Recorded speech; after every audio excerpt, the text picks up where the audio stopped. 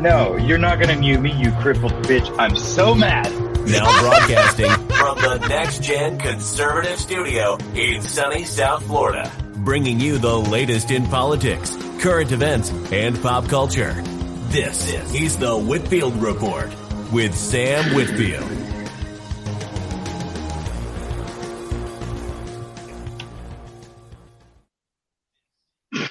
Holy shit, there's like an echo. Is there an echo? I think we're good. Anyway, you bitch. You fucking bitch. I cannot believe you, Sammy. It may not sound like we're starting in fucking hot, but no, we are starting in hot. We were mid conversation when that live didn't hit. No, ladies and gentlemen, Sammy and I started the show. I thought I was joining the show, like after he'd been talking for a few minutes to the audience, like a minute or two. Like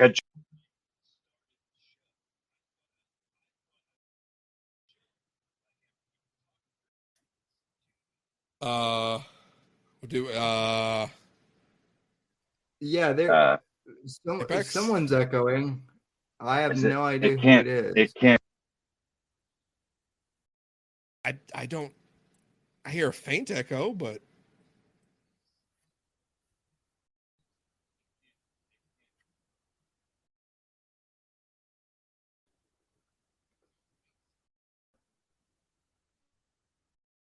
Oh.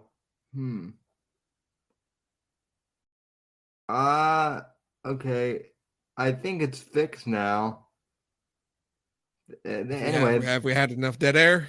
Apex, you with us? I mean, I'm trying to talk. I've been trying to talk the whole time. Oh. Okay. Try now. Shit. Yeah. Check. Hello. Okay. Is it you're me? good. No, you're good. Just go. The stars and stripes are bright at night, deep in the heart of Texas. I mean, I don't know. What's going on? What are we doing? You were telling the audience how you were already ran into the show hot. Oh. And you were waiting for him to talk, and then you thought you were joining on. Oh no. I mean, we talked for 20 minutes, and I thought we were doing a show. And I'm very mad at him for not being like, we're not live yet, because I was doing like I had to come in and tell you because you had said for the audience, and I was like, is there an audience? I figured out what it was. I had the fucking live stream playing on. Honestly. God damn it! I knew I could hear it out of his fucking headphones. Twice in fucking 5 minutes, this motherfucker has shoved his goddamn. Never mind. Anyway, right. Good evening, everybody. Hello, Whitfield Report. Thank you for joining us. Akiba, I'm happy you're healthy. I'm surviving. I had the flu last weekend. It hit me. I was up Friday night till 5 a.m. making a Cyberpunk 2020 tabletop character using the Pacific Rim Extended Handbook. Didn't finish him, and then I went to bed. I woke up at 12 and everything wanted to die. So I was like, I'm going to keep sleeping. And then I started to sweat and then have chills and nothing changed in the room. And I'm like, oh dear. Yeah. So I hugged my Pipkin Pip body pillow and sweated it out like a motherfucker. Everything I could. And then continued to be sick all into last Thursday. Last Thursday. And I'm just now kind of finally standing on my own two legs. Well, you should have bought some Pipkin coffee. I'm not paying $30 for like 15 ounces of coffee that I still have to ground myself. I'm not paying that price. I don't care if it's good. Yeah. It's not that. I lived in Hawaii. Listen. I know premium Kona. All right, I know good coffee. I'm assuming it's because of my relation to you, degenerate. But Pippa has ended up in my YouTube feed and like some shorts and shit. and just the titles have been interesting. And she's pretty funny. I guess I get it. I don't know that I could watch an entire fucking stream, but she's neurotic and a little bit. She's neurotic and insane, and she's whatever. Blowing up. She's playing the algorithm, and it's doing well for her. Well, at least she doesn't have a stupid as tends to happen. At least she doesn't have a stupid coffee club like Geeks and Gamers does now, where you have to pay like monthly to buy that shit. So yeah, I'll be honest. I don't really care. Like, I mean, I mindlessly watch so much shit on YouTube that I think it's very good for it. Massages the brain. Just mindlessly scroll through shit on YouTube. It's very good for you. But her enthusiastic little PPPP things, I guess that is her trademark. She doesn't do it all the time. One of the first times I watched a video of like, oh, that's cute. And then she talked about like shooting up a Walmart or something. I'm like, oh, yeah, okay. Yeah. All right. I can see this. She's still kind of schizo, but since she's the front runner of her company, like she's the most popular by far. She's playing the game a little more just because of the nature of it, and she wants her company to do well. I can't blame her for that. She's not as corpo as corpo can be when we're talking corpo VTubers, but she's still corpo. Don't ever forget that. Remember what she said early on about parasocial relationships, kids. Don't do them. And in the same way, no, it's content. You're the one that's got a fucking pillow that you squoezed when you were fucking sick, bitch. So don't talk to me about parasocial relationships. That was a birthday I don't give a fuck. It's you're the fan. You're the big fan. I am just trying to relate as she played co-host. You're putting in the work, and I appreciate that. That's right. Well, yes, I am alive. I am alive this week. Well, so she's a VTuber, but for all we know, she could just be the VTube version of Amaranth or whatever is going on there. Hold on. I know she, by her own admission, she's trailer park trash. So she's autistic. She's legit autistic. Like not even to be mean. Like yeah. No. Yeah, I doubt she's very hot.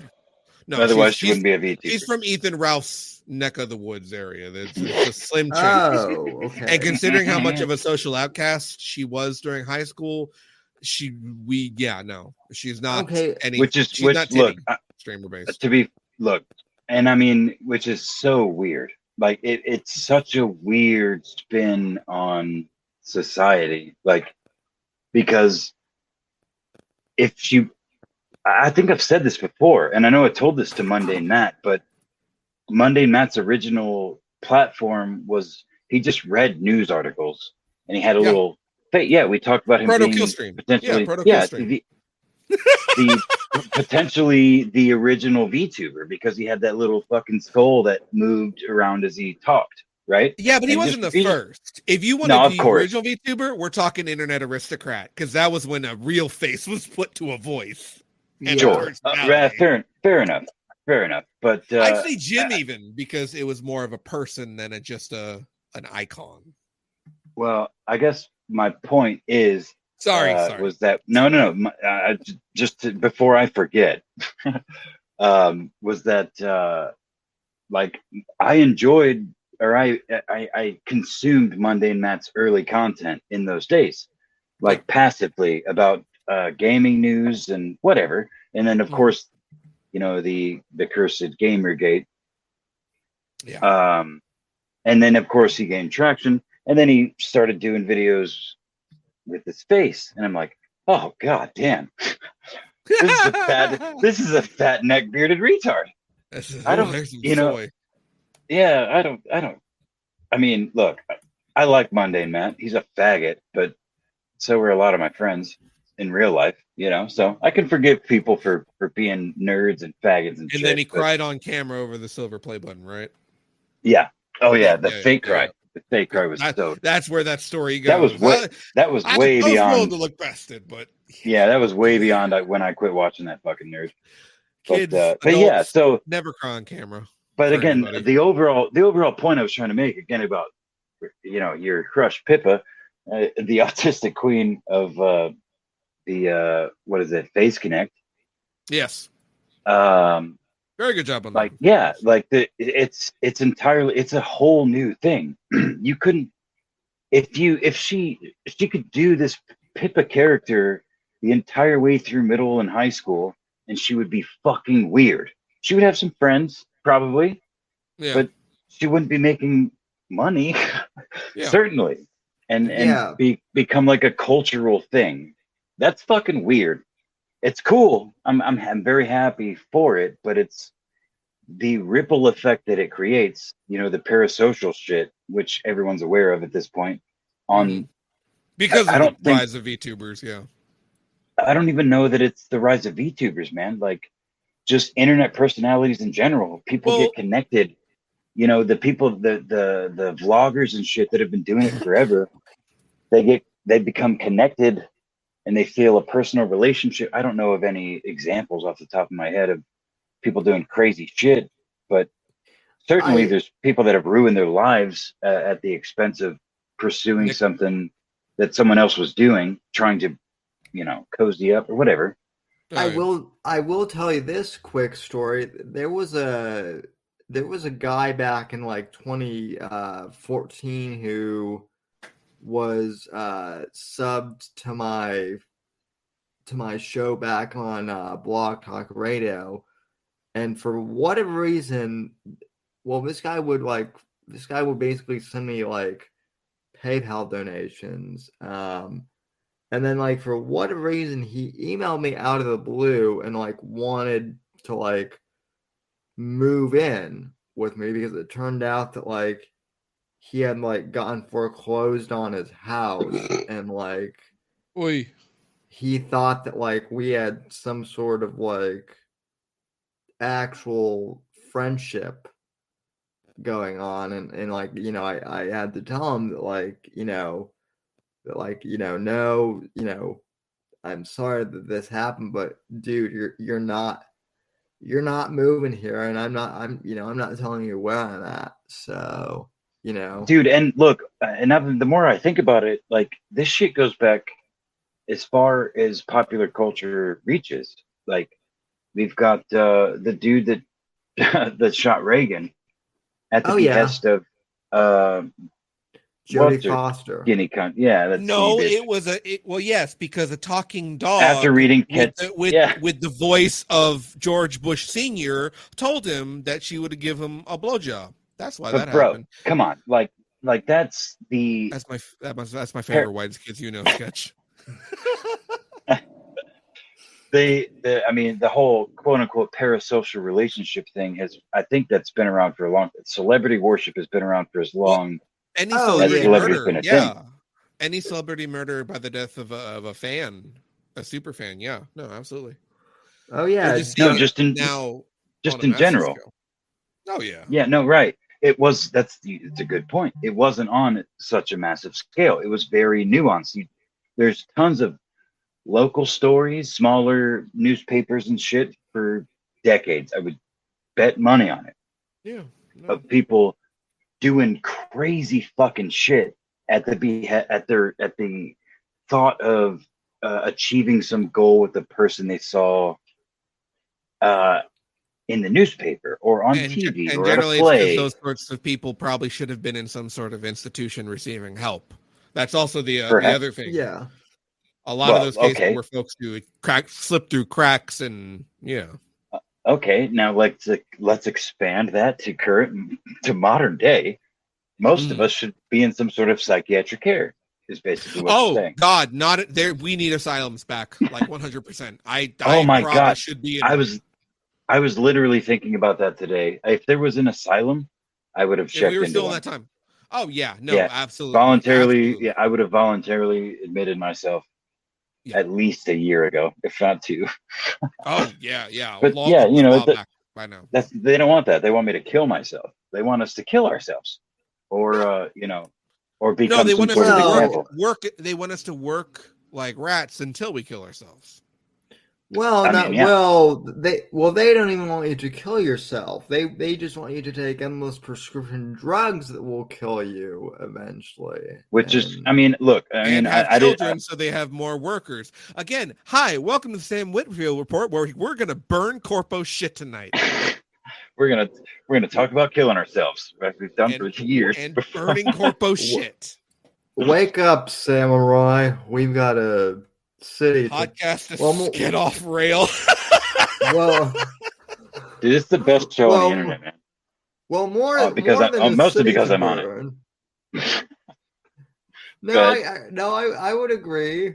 So, well, I'm just gonna wrap up by saying I used to watch a trio of Let's Players called Super Best Friends play, and for a while they never showed their faces. For the sake of the gag, and they had cartoons versions made of them, and people loved it, and people fought against it and them showing their real faces until that became streaming, blew up, and all that shit. Now they are how they are, but they were on to some proto shit by doing animations of their Let's Plays, which had no face to it, and then people doing fan animations of Let's Plays began like that. Yeah. And now we're just kind of seeing more of that because the technology is so cheap to do VTube rigging and all that shit, even in 3D space. I actually have. Oh, go ahead. Sorry. No, go ahead. I'm just saying we're at a full circle kind of thing. Well, there's still some Puritans left. One of my favorite, actually, perhaps the only, in fact, the only gaming channel that I watch every upload of is currently called Neebs Gaming. They've been around since they used to do their original content was original shitty animated YouTube videos back in like the early pre-2010s or 2010-ish era, and they've got dozens of episodes of that. And then they started making Battlefield and Friends during the Battlefield 3, when the Battlefield 3 game came out in 2011. Right. They started making animated things of like what happens in the game, and it was spot the fuck on. It was really good.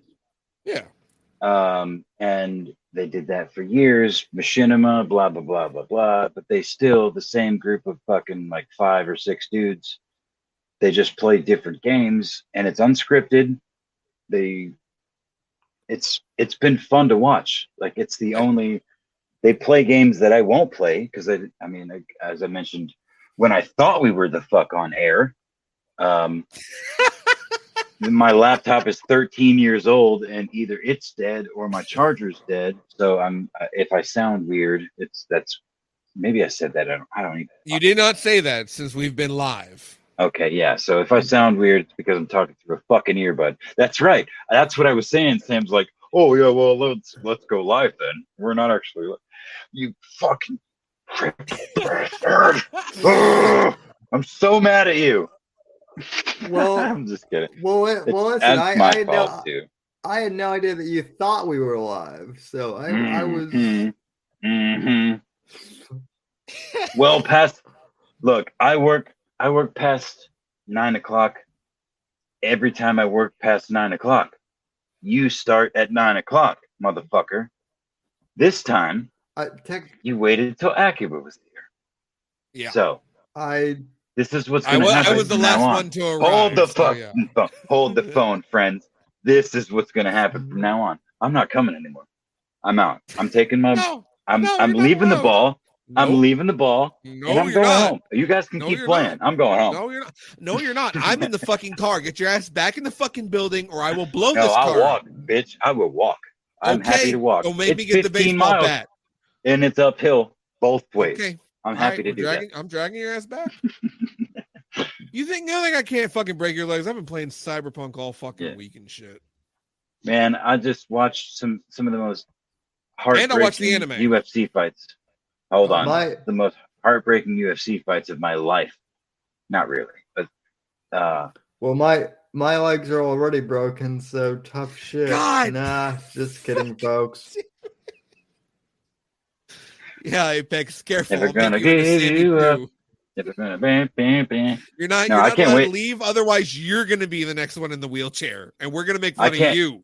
No, I can't wait to meet Sammy, and I can throw over my shoulder like a damsel, and like carry him on camera over my shoulder, holding him by his skinny little busted ass knees. Wow, and you thought the concept of Johnny Silverhand being inside V's head was gay. But throwing me over. That sounds funny, Sam. That sounds like good content. Gay, sure. Yeah, throwing me over your shoulder. Yeah, that would be hilarious, actually. So yeah, man, just literally something you wander doing like bouncing you up and down like a Jewish thing, like a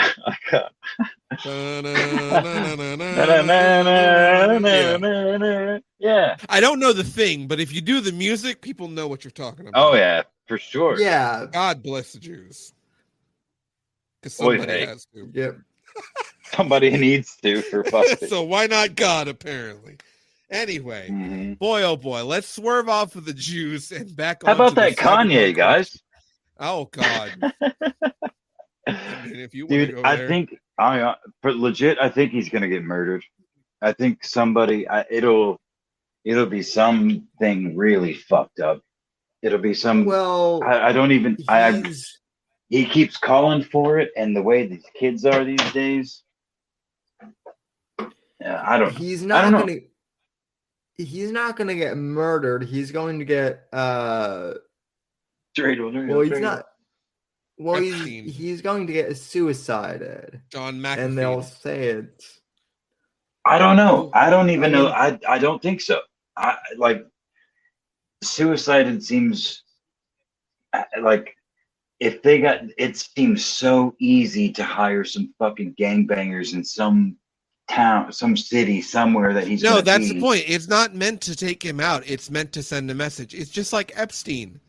That shit wasn't done to make it look like he actually killed himself. It was done to say, "Try us."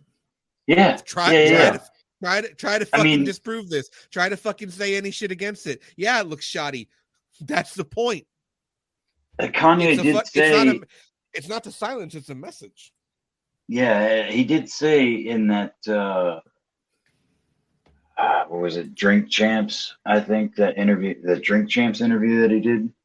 He was like, he literally was like, come and kill me. Come fuck it. Like, y'all niggas come kill me. I'm here. Y'all. Well, I mean, he's also been battling. But hold on. The point though was he's ready to die. He's like, if you do, there's going to be some young nigga that's going to come up just like me. But worse, he's going to know everything I said and everything I did, and he's going to be worse. And it's like, I can't remember, verbatim, but yeah, he said the N-word a lot. And he inferred that the youth are going to be respondent to what he's doing and saying right now. I mean, so even if you kill him, that's a fact. That is a fact. Like that, there's no denying that. That dude is the richest black man that's ever lived. So much, he's saying it so much that there's no way, because if he does, then everyone will go, "Oh fuck, he actually called it." Yeah, and that's when the actual anger will start. It's so real. I don't think I've ever enjoyed a Kanye West song, but I also don't think I've ever intentionally listened to one. I probably have heard one and didn't. There's some good ones. I probably have heard one and enjoyed it, but I just didn't know it. I just don't listen to that much rap or hip hop or whatever. I'm not that. Yeah. I'm not that culturally relevant. It's okay to be white. It's fine. You're good. I listen to death metal and shit. As the hip hop aficionado, connoisseur, historian, it's okay. I get it. Not every music's for everyone. I get it. Come on, white boy. The Life of Pablo album is surprisingly okay. A lot of his stuff. But yeah, no, I he had a crazy period. I'm sure. I'm sure a lot of it is. I just, again, I literally have never even listened to it, so I don't even know if I like it or not. That's the thing.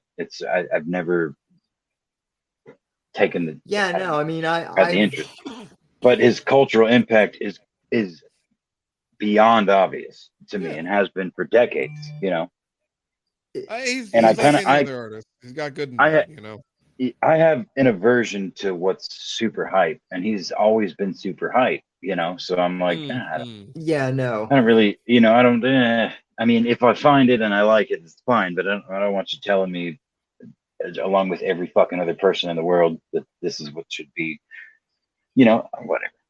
Maybe that's, yeah, no, I was never really into him either. I just, a lot of my friends were when we were growing up, so I mean, I'm just saying, I wasn't always into fucking metal. I can relate from the other side. I got into fucking metal, got into fucking Motorhead. Then I realized, there's some Motorhead stuff that it's okay, but it's all pretty good. That's kind of like Kanye West. It's kind of like that.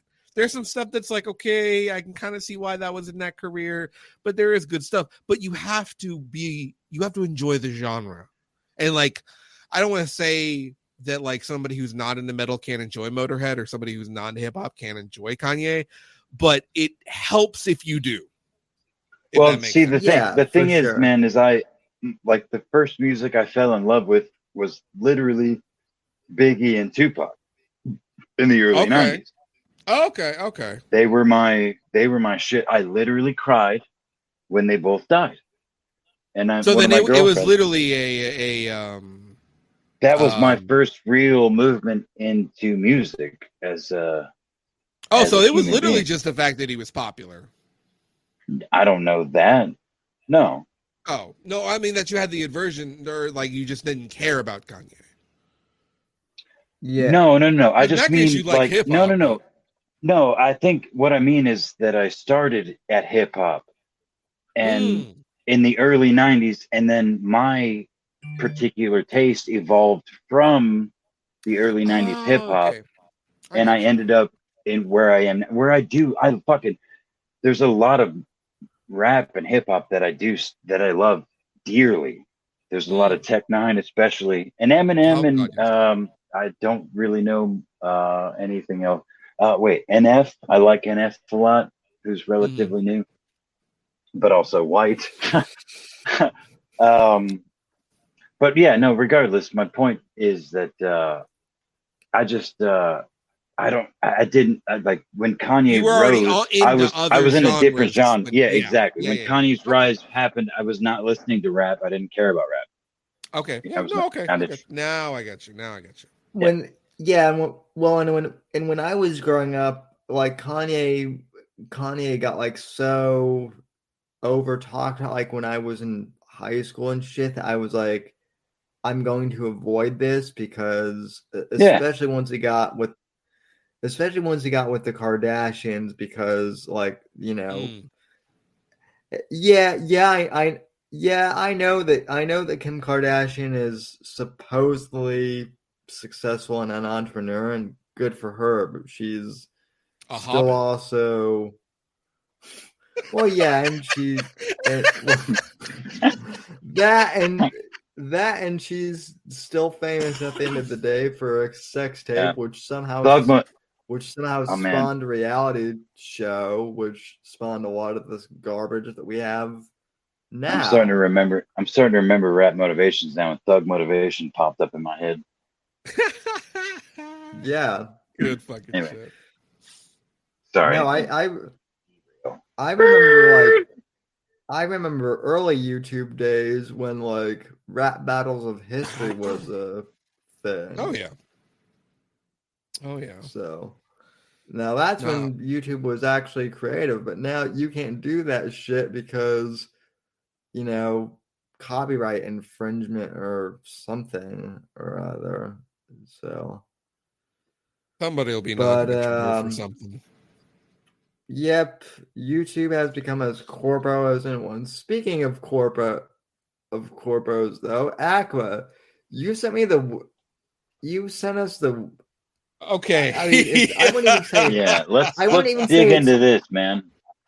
I wouldn't even say it's weird, but like I was intrigued. You're like, you messaged me, and I don't know if it's you were fucking still, like, weird, Sam. Just say it. Come on.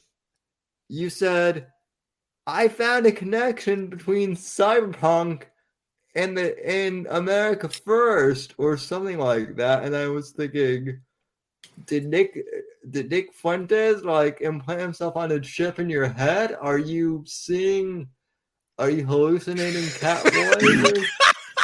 See, now, listen. Wake up when folks. I sleep and Nick's just there taking a fucking selfie with me. Now, listen, folks. This is where Sam, if he took this stream seriously, would have a screenshot of this message.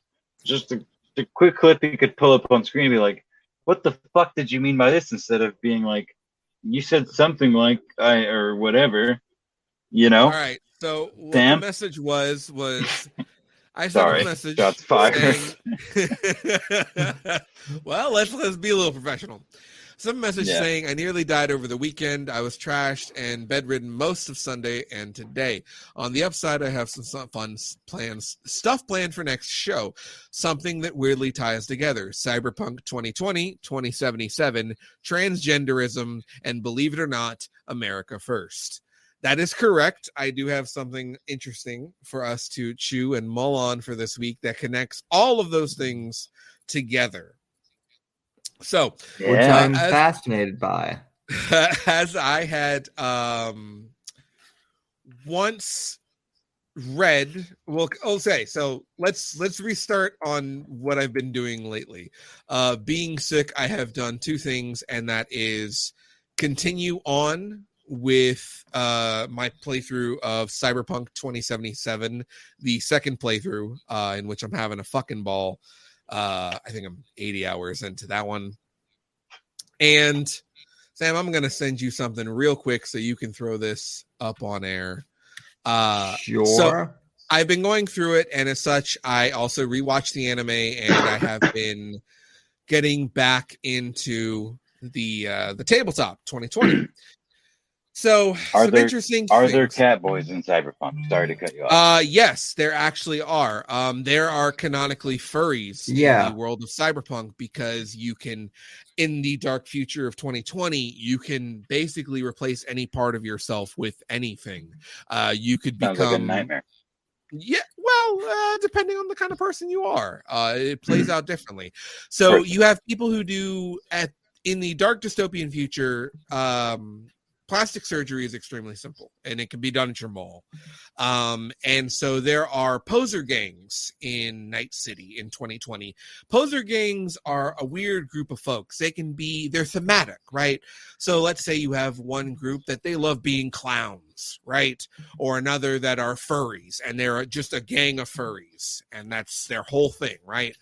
Or you could have one who, let's say, are really big fans of Elvis. And just like in Fallout, you have a bunch of dudes that literally not genetically, but alter their appearance to look like Elvis. They alter their sound. They get sound implants to sound like Elvis, and all this sort of thing. So they're able to be anything they want, right? So what's interesting is that this is the dark future, but back when America was one in the world of Cyberpunk, there was a collapse of America that caused Texas to become its own republic and basically split the country into two outside of the Republic of Texas. So in the Nomads rulebook for Cyberpunk 2020, this is the source book for nomads, the tribals that wander around outside of the cities and are very tribal based, right? There's a section on the fall of America, and that is diversity and unity, where the following passage from the book says, "It is now among historical scholars that in the decades before the collapse, America suffered from the sickness of racism and cultural identity. Everybody wanted to be seen as special. Every group had to be equal or preferably better than its neighbors, and fought to protect its, quote, special, end quote, rights. If anyone had something to say or had something that somebody else wanted, they were painted as racist, sexist, elitist, or worse.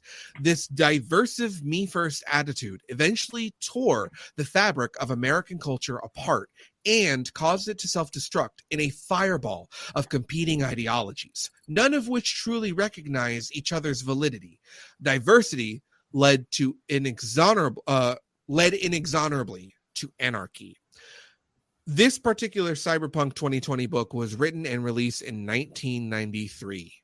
Yeah, I was just about to ask that. Holy shit. This was a side source book for Cyberpunk 2020 explaining how it became dystopian in 1993.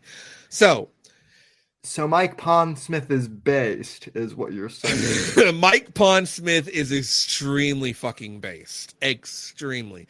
That man is incredibly intelligent. Everyone he hires at Taltorian is very on the up and up.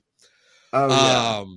There's so much more in all of those books. It's just fascinating. But that's an interesting one because it talks about the America that we deal with now in our dystopian year of 2020, talking about all these groups. So what I want to bring up is a particular mod, or rather, let's start to a character. So in 2077, there is a character who they are trans, right?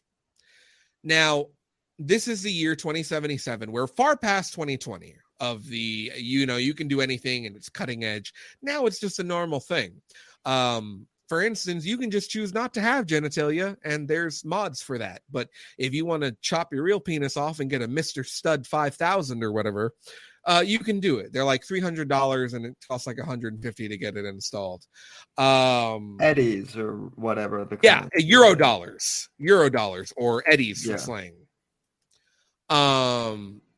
So at this point, it's so easy. You can do it at the mall. It's really not that big of an implant kind of thing. Anybody can do it. So there's a particular character in Cyberpunk 2077 named Claire. And Claire is notable for somebody who went gender transition in the year of 2077 when you could just get swapped out parts, right? Say you wanted to have an interchangeable penis and or vagina and have it be fun. Yeah, no, done. Easy. 100%. Easy.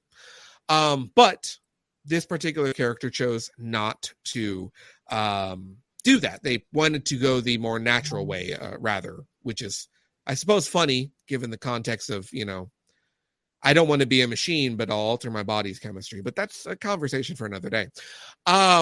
So, as such, Claire has a particular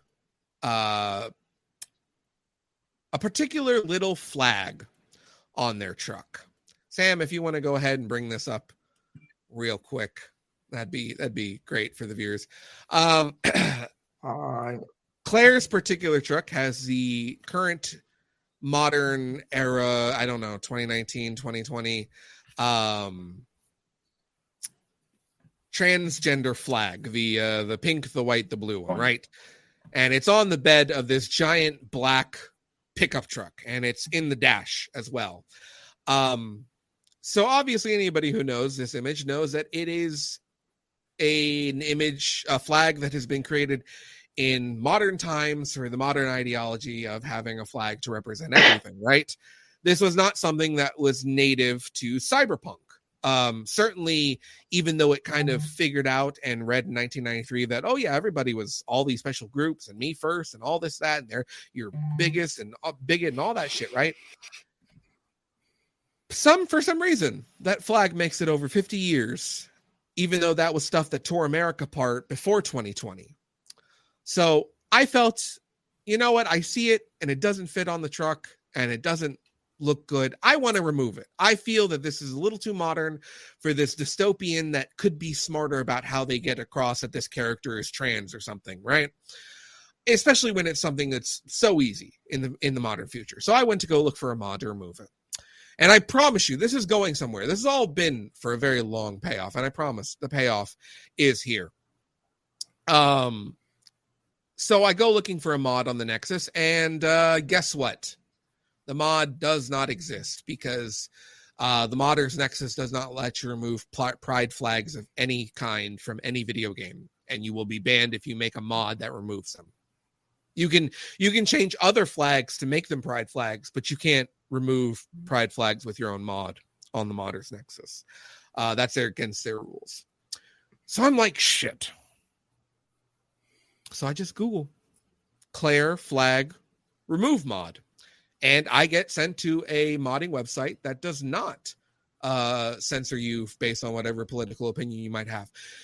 Cyberpunk2077mod.com, and in which I found remove or change Claire's flag. Now, I'm going to send this last picture. Get ready to have this up, Sam, because this is where it all ties together. This is what y'all been waiting for. Oh, boy. Can't wait. So, this is the description. Mod or remove the immersion-breaking transgender pride flag from the Beast car you get after completing the Beast in Me quest.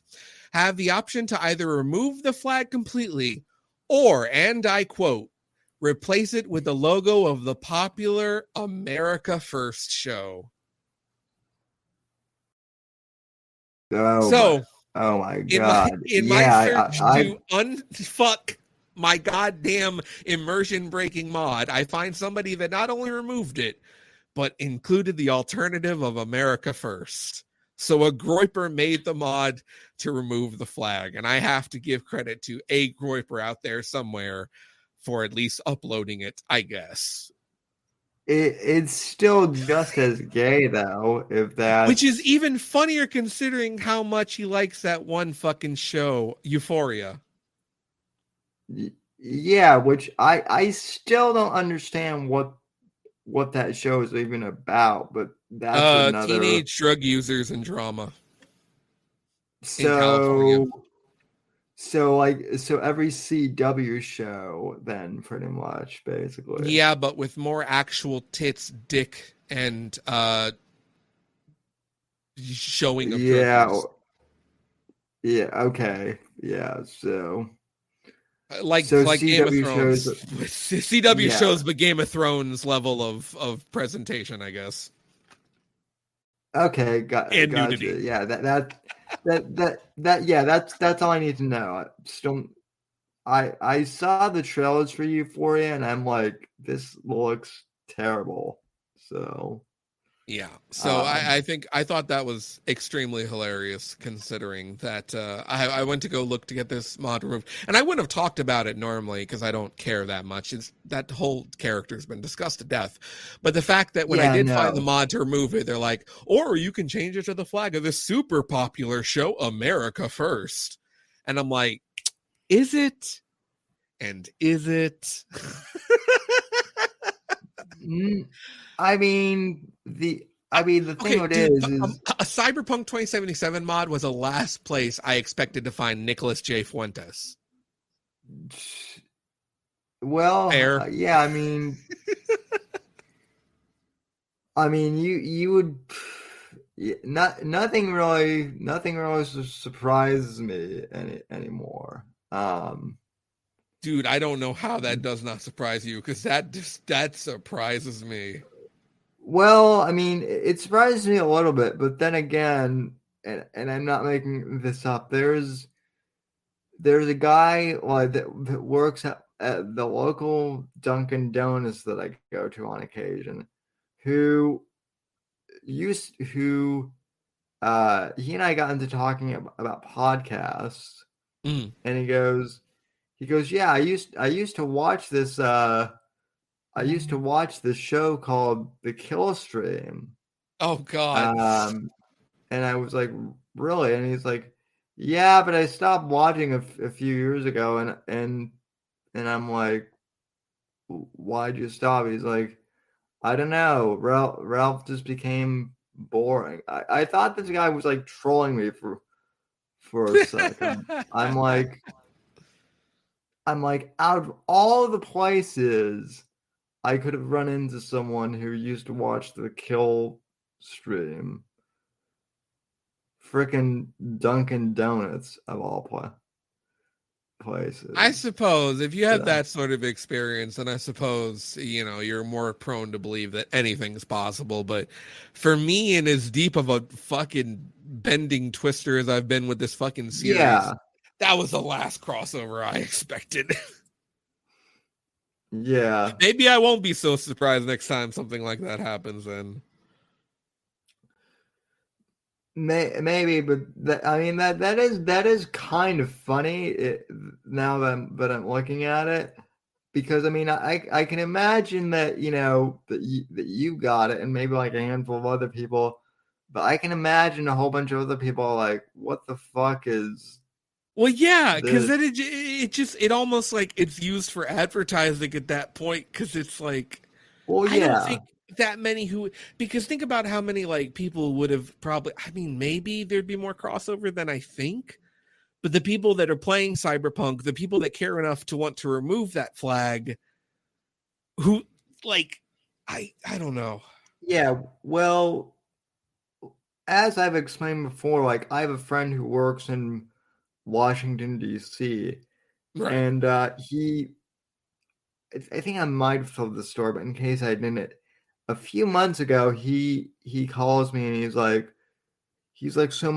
so my boss, who's a congressman, like keeps talking about this thing called Gamergate, but like what was Gamergate?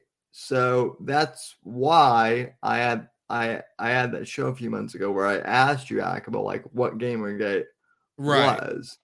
It was basically like a history lesson for the normies. And even now, like a lot of people still don't know what Gamergate is, and I mean now, I mean it's been over for a long time, so now there's no really reason to care, I guess. But like, Yeah. it's like we exist in a very esoteric, thing where meme culture weirdly transited into politics somewhat, but not entirely. Yeah. It's like people still don't understand to this day what Pepe the Frog is. He's a frog. That's all he's ever fucking been, man. Yeah. He's never been nothing more than a frog. Yeah, no. People don't understand that though. So, They don't understand why it's so important that he's just a frog. yeah. But yeah, that's wild. I'm curious which option. So this is your second playthrough, right? Yes. Which of the 7 endings did you pick the first time? I did all of them on my first playthrough, but I actually went through all the way to the Corpo ending, to the Arasaka ending. Where you in which I chose to live rather than Engram. Oh wait, well, but doesn't V die like regardless Oh or yeah, no, yeah. The only way that physical body doesn't die is if I mean, spoiler alert, but it's been over a year. And if you got in because of EdgeRunners, you were way too late to the party. Hurry the fuck up, Gonk. Is if you give it to Johnny. Yeah. And that's the only way that body doesn't deteriorate. That's what I've done. That's what I did on my first one. It's a good ending. It's a good ending. People were mad at that because they're like, you should go with Pan Am, but I'm like, no. In canon, and I mean, obviously you can choose the ending, but the way they do the Johnny ending, it kind of seems like that's the ending that they want you to pick, I guess. Yeah, it's certainly one of the brighter endings, which is, I guess, slightly off note for it, but it also wraps up the whole thing. Is it's just another fucking tale in Night City, man. It's just another fucking tale. Well, and I think it does that very well because one ending is completely super open ended.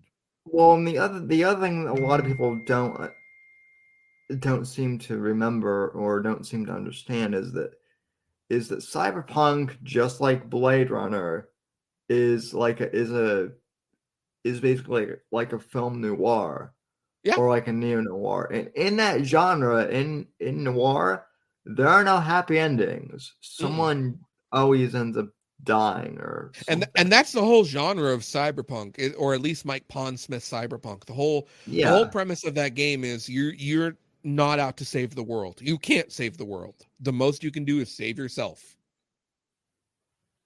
And that is cyberpunk to a T, especially anywhere in Night City. If you're playing a cyberpunk character, if you are a cyberpunk, if you do this adventure and shit, you're not here for a long time.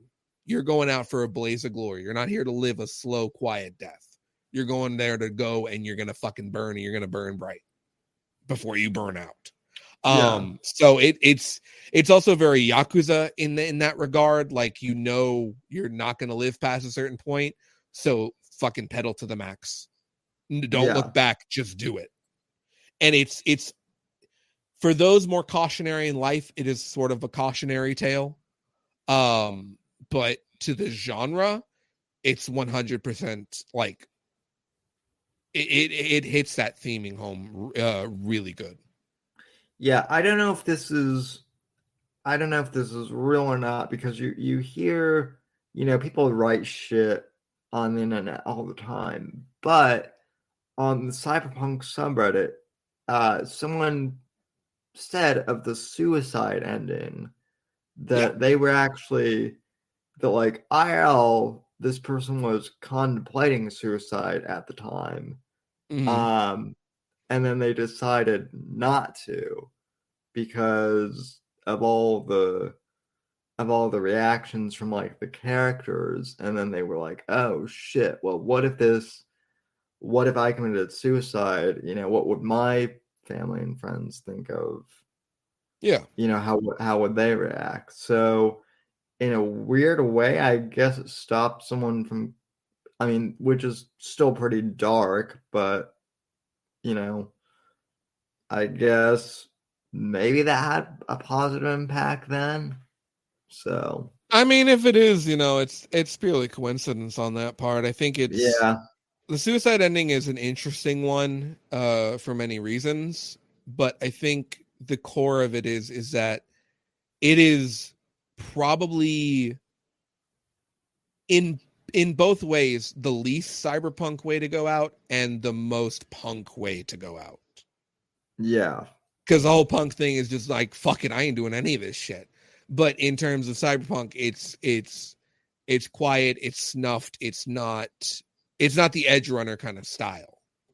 I mean, because it's all practically suicide anyway, in different forms. Like the possibility of living through any of those scenarios is already slim. You're already gonna die. It's just sort of I guess to really put the fucking pedal to the metal on it.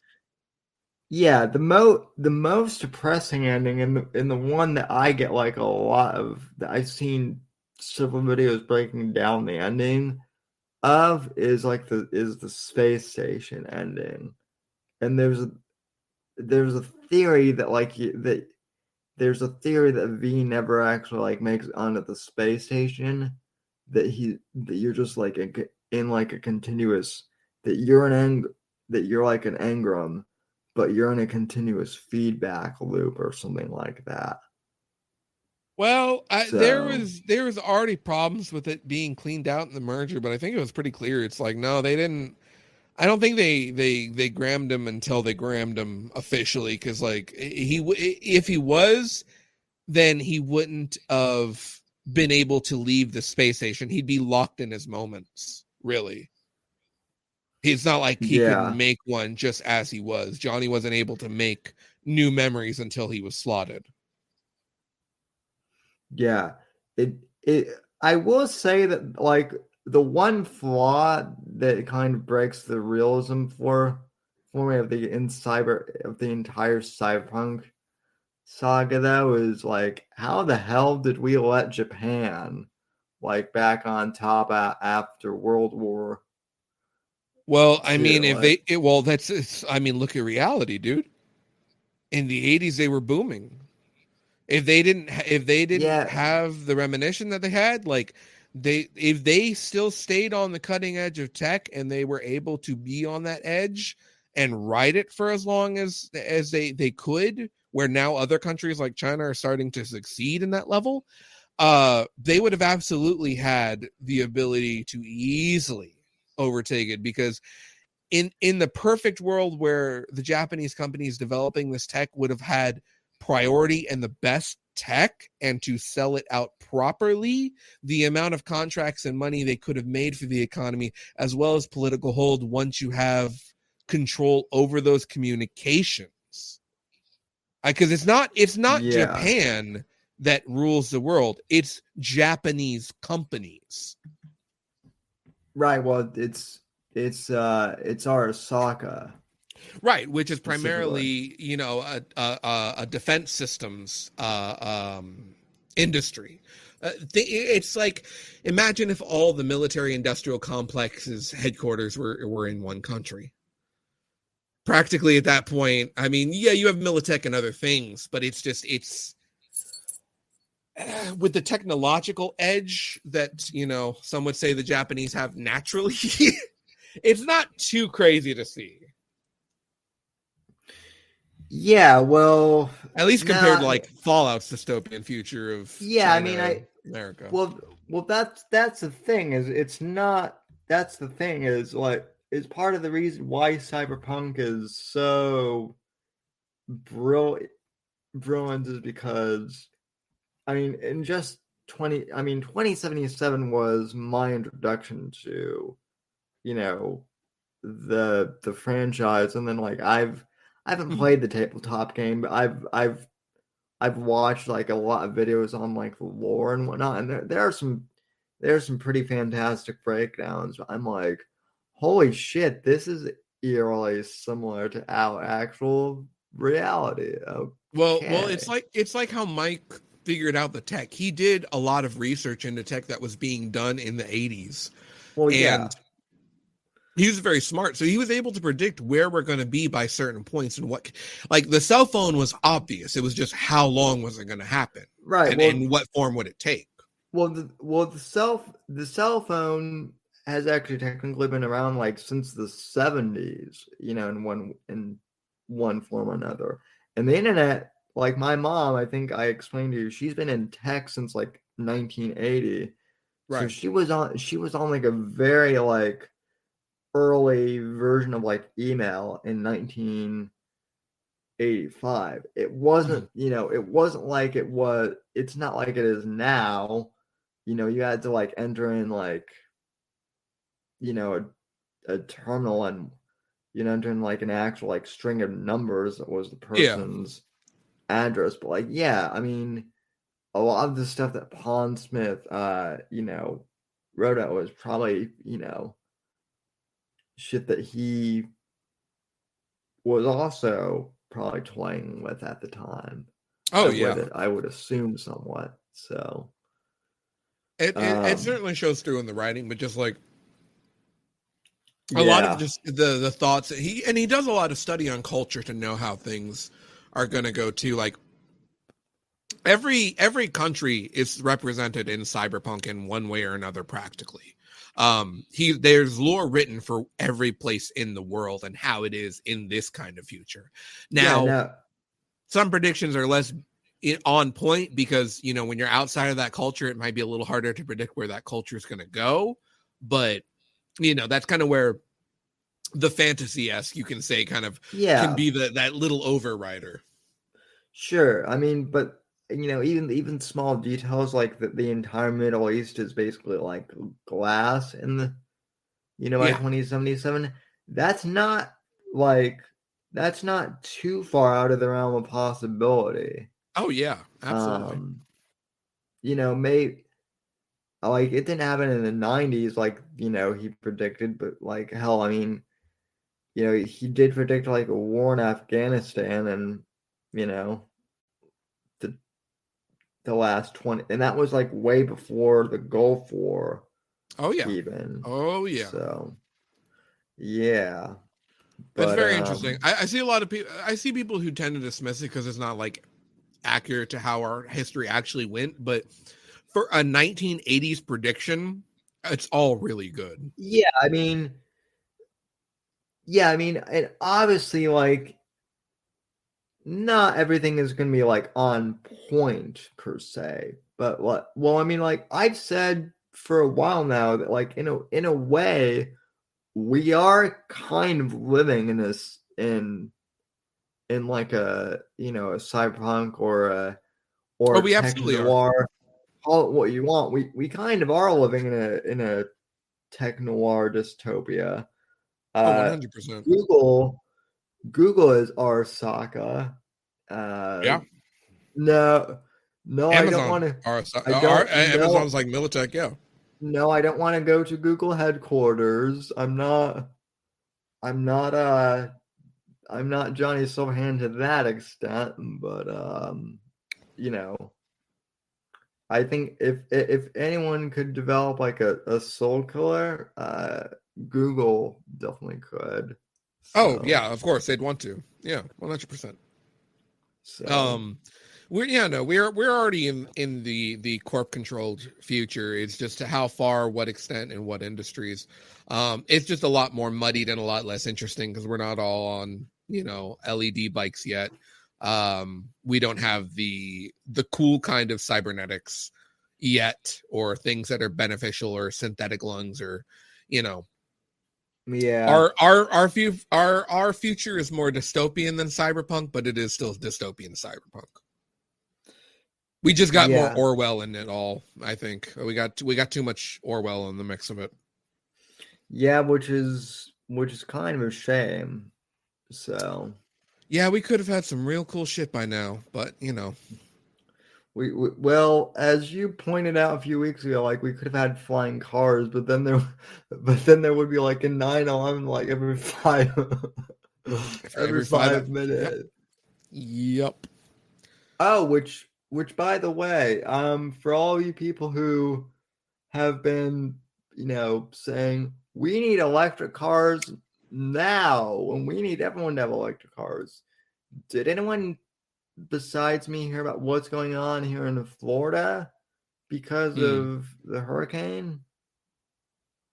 This is not surprising. I guess in areas where the hurricane was really devastating, so Tampa, areas like that, people are now having to get rid of their electric cars because of the salt water. The salt water is corroding the batteries, and so the problem with electric cars is now in Tampa we have a bunch of cars that, for better or for worse, are unintentional IEDs and roadside bombs. Yep. Basically, you can't have a solution for everything. The coasts are always going to affect machines different. You always need to engineers think about that when they design shit for the coast on the waters. Yeah. And electric cars can do good, but under certain, you can't take an electric car and have it do high hills and shit like in the fucking Northeast or in the Northwest or shit like that. It's certain kind of terrains. Certain cars, you can't have them get too hot. Otherwise, you have problems. So, shit like in Texas, the battery expanding kind of thing under heat, that's things you have to engineer for. And that means regional electric cars, which is just 18 times harder. There is no easy solution, though. Yeah. And then you also said you had like a 40-minute gaming rant that oh fuck, that you were gonna. I have a rant. I have a quick, not a quick rant, but I have a rant as well, because apparently I pissed off the fan base of one of the like top Batman YouTubers, I guess.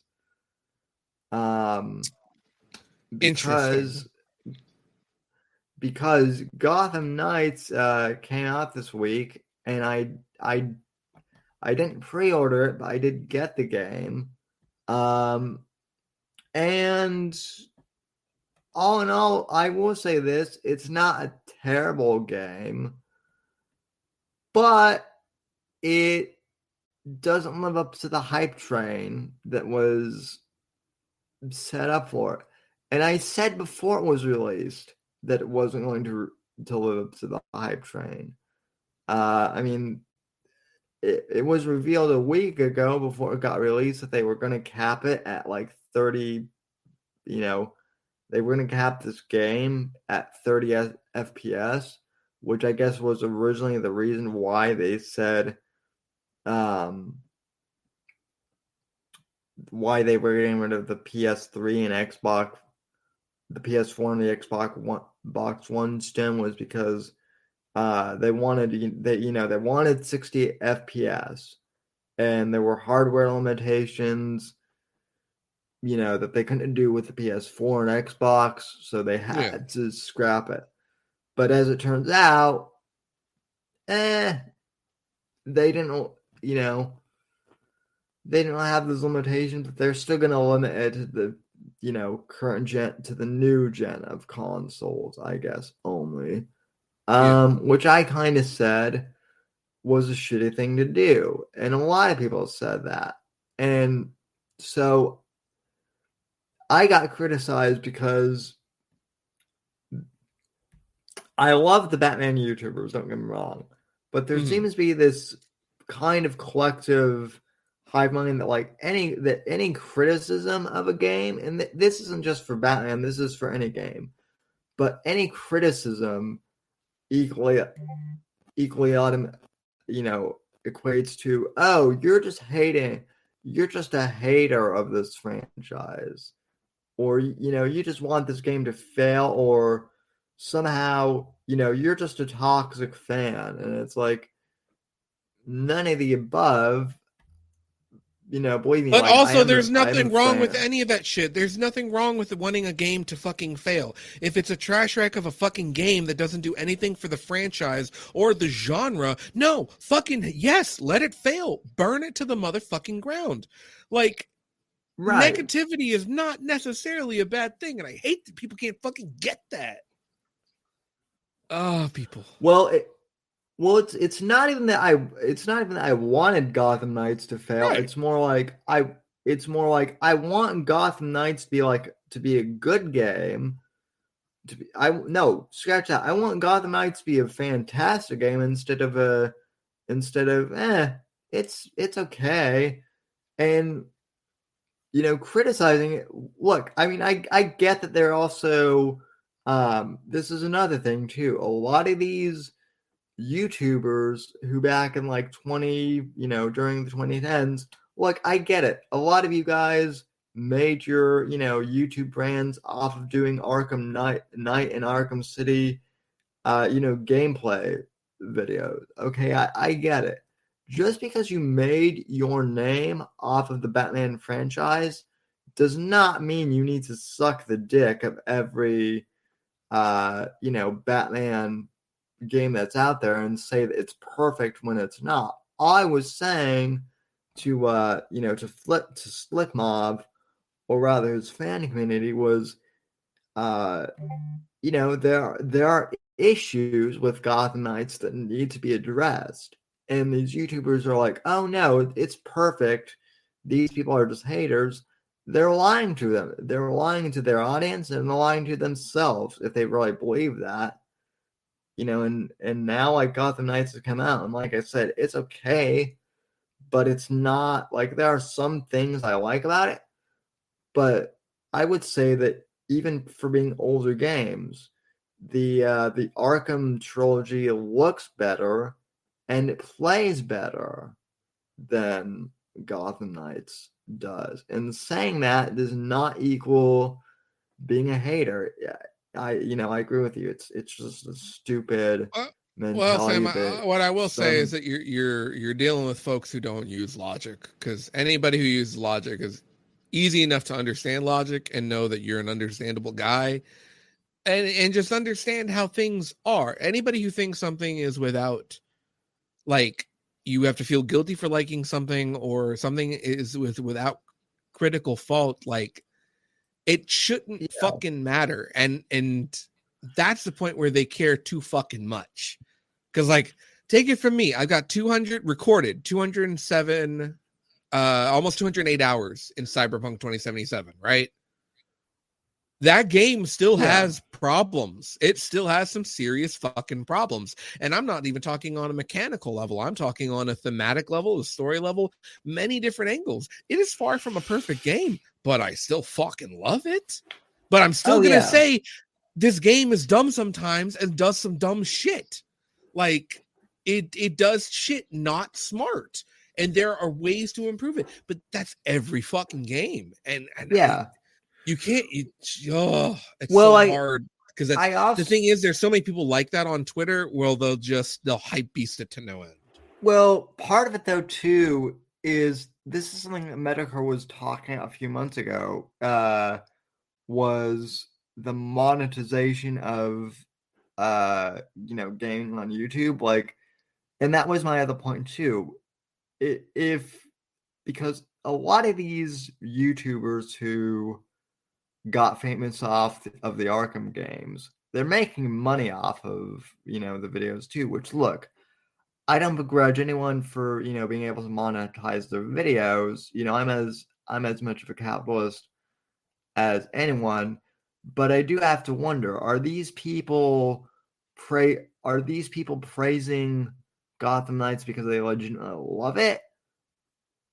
No, they're on the take. They're on the take. They're usually always on the take.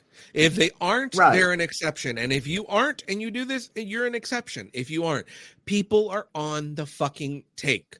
No matter what, whether it's a franchise or not, they're on the fucking take till they get burned or some other fucking shit, and then they'll find something else to be on to.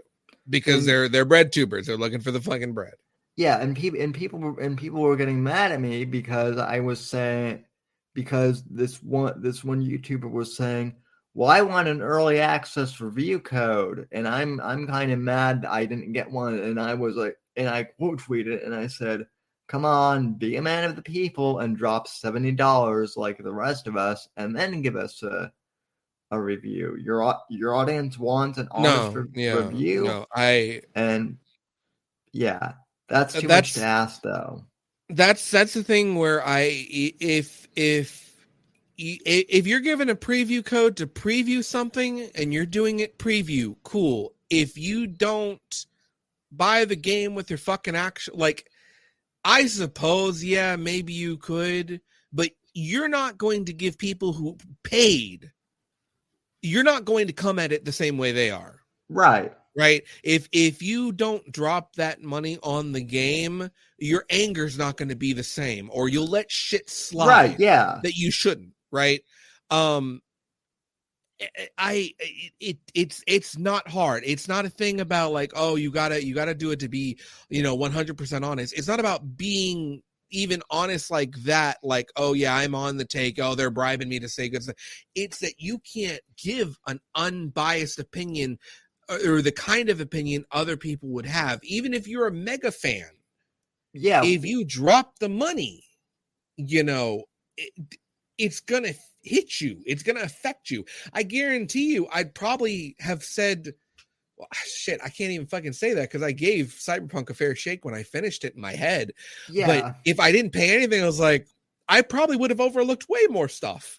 Oh, and yeah. I well, already overlooked a lot because, like, who fucking cares? Yeah. So I will say this. So I did not spend $70 on the game because I had like a leftover PlayStation credit that I used. Mm-hmm. And then I also used one of those boosts from Cash App. So I think all in all, instead of paying $70 for it, I paid like $60 exactly. So it's still $60, but that's $10 off. And so it was a little bit better than those who popped down $70. But even so, like I said, I'm like, it's an okay game. I'm glad I didn't spend the full $70, but is this worth $70? And that's a whole nother conversation in and of itself, Yeah. I mean, I would advise most people to wait until like Black Friday, honestly, if you haven't played it yet. So, the story's okay. It's kind of predictable. If you've read any of the Court of Owls comic books, basically, like from the actual series run when that was in 2011, congratulations, you've pretty much, read the entire story of this game already. Minus like a few alterations. But it's just like I said, I don't hate the game. It's a good game. I just, I can't get overly enthused about it like I could with the Arkham series, just because it's not that quality of a game. It's just not. And trying to say that it is just not true. Well, so people will get excited even if they've been fucked in the ass over and over and over. Sammy, these are, in some cases, these are abuse victims. You have to fucking remember that, right? Oh yeah. Because I have the perfect crossover to my next rant, because you have provided me the perfect bridge. So let's take a fan of a franchise, right? Let's take some franchise fans and let's start fucking them in the ass, right? At first, you know what? First, we'll give them a little ass. We'll give them ass for 4 fucking games. We'll give them the best fucking ass. But then we'll start taking it from them. We'll take a little more from them every time. Well, oh yeah, no, they can have a little bit of, but we're gonna take a couple fucking pounds ourselves, right? And then before you know it, as a fan of this franchise, I was like, this is great. I'm getting some fucking ass. Now you're getting fucked in the ass. And now it's regularly in every point, and you're getting fucked in the ass a little more and a little more. It's not terrible. They get you off, they give you a reach around, but you're getting kind of fucked in the ass, right? And then it really starts to slow, right? Then they fuck you in the ass, but they do it with the lights on, and they put on some fucking Conway Twitty, right? It's just, you're used to like the salt, you like Seal, the lights on, you got lava lamp going, some rose petals, but now it's just weird. Y'all are fucking the bluegrass, and it's like, what is this Vita touchscreen thing, right? And that's Silent Hill Book of Memories. And then they just fucking whore you out, and that's Silent Hill Pachinko. And then Silent Hill's not hi, we're talking about Silent Hill, everybody. This is about Silent Hill fans getting fucked in the ass for fucking decades. And so everybody gets fucked in the ass, right? They're all fucked in the ass for years and years and years, and Konami just keeps fucking them in the ass, just like they do Castlevania fans, just like they do current Metal Gear fans, just like they do every Yu-Gi-Oh player who has ever lived. Konami loves fucking people in the ass and taking their money. So they decided to fuck some more people in the ass and take some more fucking money. So very recently, they had the Silent Hill transmission, which they were going to announce some stuff. Now, Silent Hill has been a series that has been mostly quiet for a long time, and Konami more so. The last Konami title that was ever put out was Metal Gear Survive. Yeah, try to remember what year that came out. I don't think you know, and if so, it's still been too long. So we knew that a company called Bloober Team was going to be working on a Silent Hill project. Due to some murmurings, some leaks, and other things. We thought it was going to be a new IP, and based on their experience as a studio, they're very ham-fisted, and they're going to help Konami to continue to fuck Silent Hill fans in the ass. There's going to be no changes there, and to be honest, any Silent Hill fan who has a nice shaded, like, rimmed asshole, like jade rimmed, right? It's kind of sandpaper. It's already dry, but we have that jade rim on our asshole, right? We already know what to fucking expect. Boy, oh boy, did we not know what to expect. We were told Masahiro Ito, the monster designer for Silent Hill 1, 2, and 3, as well as Akira Yamaoka, series-long composer, musically,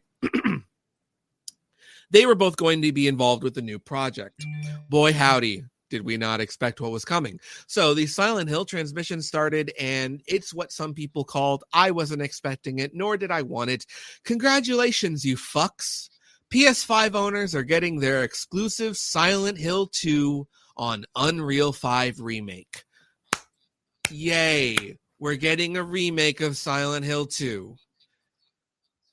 That's the big reveal, guys. It's Unreal 5, Silent Hill 2, Maria, my dead wife. It's not a story that everybody fucking knows by now. Oh, but pretty graphics is going to completely change how it plays. Okay, listen, it worked with Demon Souls because Demon Souls' combat is actually interesting and dynamic, and there's growth. You learn to be a better at that system and at the fighting, and you can style and have fun with it. Silent Hill survival horror. It's kind of one fucking play style pretty fucking much. And if not, you're going to get a different ending. But that's not the fucking point. That whole game's crux is one goddamn... Also, Sam, you're still showing the fucking thing. Clear that out. The crux is on this big, like, gotcha moment. Like, this is what happened all along. Like, what a twist, right? For Silent Hill 2. Everybody who knows Silent Hill knows it. Everybody who knows Silent Hill 2 knows it. You think somebody's going to buy on PS5 Silent Hill 2 without wondering where the fuck 1 was? You're out of your fucking mind. And they're not going to do any creative liberties with it, so I don't think they're going to be changing anything. So, okay, sure, whatever. I guess PS5 gets another exclusive, right? Sam, you're going to be happy. Oh dear, it's just me. Sam disconnected. Holy crap. Well, let me, I suppose, keep on rolling. It's a little bit harder when I don't have someone to react to. For the podcast listeners, everyone else dropped out. It's just me. How you doing? So we're going to just continue this little rant. So at least until something drops. We'll see. So they go to announce a bunch of figures and statues, and guess what? All Silent Hill 2. No Silent Hill 1 stuff, no Silent Hill 3 or 4 stuff, no Silent Hill anything stuff. Then they announced a new game that's just a CGI trailer.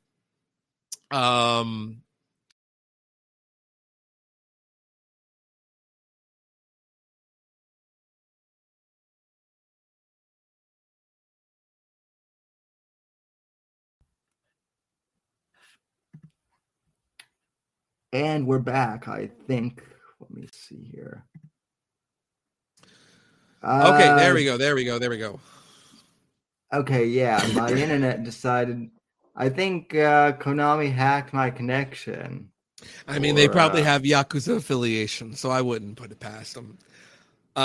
So anyway, Sam, I guess you're gonna be happy because you got another PS5 game to play now.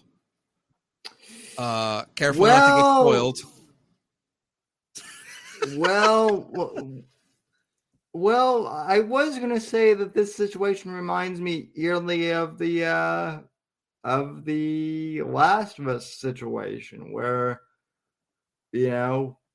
basically it's a remake, but we're gonna repaint it and jack it up to $70, I guess. No, because that's got like zero like graphical advance. It's got like 15% graphical advance. We're talking a PS2 game versus a cutting edge Unreal 5. Like it's there's no original assets being used whatsoever other than maybe some sound effects. So to be fair to Bloober Team, as fair as I can be, it is pretty much remaking everything from scratch. Oh, so it's more like the Mafia remake then, I guess. A little bit, but they've also changed it to over-the-shoulder third-person combat. It's not fixed camera angle like on PS2. Yeah, it's almost a different kind of game. Same story, same characters, same art style, same everything. Monsters, everything. The combat camera has changed, so we aren't getting the cinematic angles that we got that made the second game so tense. Well, all the early games tense. We're getting an over-the-shoulder kind of, I guess, more action-focused camera. I fucking hate that. Yeah. I don't know who this is for, because it's not for me. Yeah, I like Silent Hill 1. There are a lot, and look, even with me having a PS5. It kind of sucks because, like, I'll be honest. As much as I enjoy it, it's weird because, like, very few of my friends have one. Sammy, I would say a better use of a $70 instead of getting that on the PS5 is you give me the $70, I get you a fucking PS2 modded up, and you can just play the PS2 version, and I'll just get you can just up convert it. Or I can just help you install the PC version and up convert that because there's a very stable piece. You know, you know what I mean? Like, the art direction is completely different. Well, and I mean, even with this Max Payne 2, you know, the remastering the Max Payne games, which I think they should have done that like a while ago. It seems. I mean, basically, I mean, gamers like to make fun of Hollywood because, Hollywood has no original ideas. Well, apparently neither does the gaming industry anymore. No, they don't. But you know who especially doesn't? Hollywood. Because guess what the other thing that they announced related to Silent Hill 2 is, Sam? I'm sorry to cut you off. Let me guess. Just like The Last of Us, they're getting a HBO series or something? No. They took the director of the first film, Christoph Gans, who didn't even play the game and had a secretary do it. He's going to make the second Silent Hill film. Ignore Revelations 3D. The actual second film didn't happen because now he's taking the plot of Silent Hill 2 and turning that into a movie. Congratulations. Not. This is terrible. This is terrible. The only reason people think the first Silent Hill movie isn't that bad is because the one that came after was so goddamn garbage because it adapted Silent Hill 3 story, and it was garbage. Okay, to be fair, and believe me, this isn't saying much, but name me a movie based off of a video game that is actually Okay. good. No. This one is like it misses the core 18 ways from. You can say Doom's boring, but Doom has the one action sequence. If you know anything about Silent Hill, you know that it just canonically the world does. It's like having a fucking goddamn. I can't even think of the analogy of like just the app. It's like. Dude, it's like having an Iron Man in your Batman show. Yeah, no, I know. Well, keep it. Well, the director that you're talking about, though, I know who you're talking about because this is the same motherfucker who had his secretary play Hitman and fucked up not one. Did Gans do the Hitman movie? I believe so. He also did the shitty Max Payne movie too with. And look, nothing against Mark Wahlberg, but Mark Wahlberg, he's not like. Oh no, that's Xavier Gens. Oh, what other movie were you saying? It was Hitman, and what other one? There was Hitman, and then one of these bozos had their secretary play Max Payne, like the first one, and make a really like shitty. That was John Moore. No, they all do that, but they decided to hire him again for another movie. Yeah, well, that happens a lot too. But the thing is like, so now you're taking a story that's already been told 20 years ago at this point. You're going to make a new game and a movie, both with the same plot. So why would I pay $70 when I could go pay $5-10 to go see the film and get the same story? Or why would I go watch the movie when I can play the game? Isn't it the snake eating itself at that fucking point? Yeah, but I mean, they just see you as a dumb consumer that's going to consume. They don't. And boy, howdy, are people getting hype? Yeah, no, I mean, listen, you and I, people whine and complain about Gamergate all the time, but it's like, this is the shit that, like, actually, you know, people are like, oh, well, Gamergate changed everything. Yeah, well, apparently not really, because we're still bitching about the same fucking shit. People are, listen, another thing about one thing I will say that's good about there are a few like positive aspects to Gotham Knight. I'm not, like I said, I'm not saying that the game is terrible. One of the things I really liked was the fact that, you know, for the art style, Jim Lee, who did the Batman comics for years, did the art direction on Gotham Knights. Why is that important? Because Jim Lee got cancel culture, quote unquote, by one of these SJWs, just like Bruce Timm did, because he likes to draw, you know, women in the old pinup style, and that pisses the SJW feminists off. So what are the feminists pissed off about with Gotham Knights? They're upset that we have a curvy Batgirl with big tits and a nice ass. Personally, that's probably one of the better aspects of this game. So like I said, it's not completely horrible, and I will commend them for giving, you know, Jim Lee, that they uncanceled him, but he should have never been canceled to begin with, I guess. Yep. So, you know,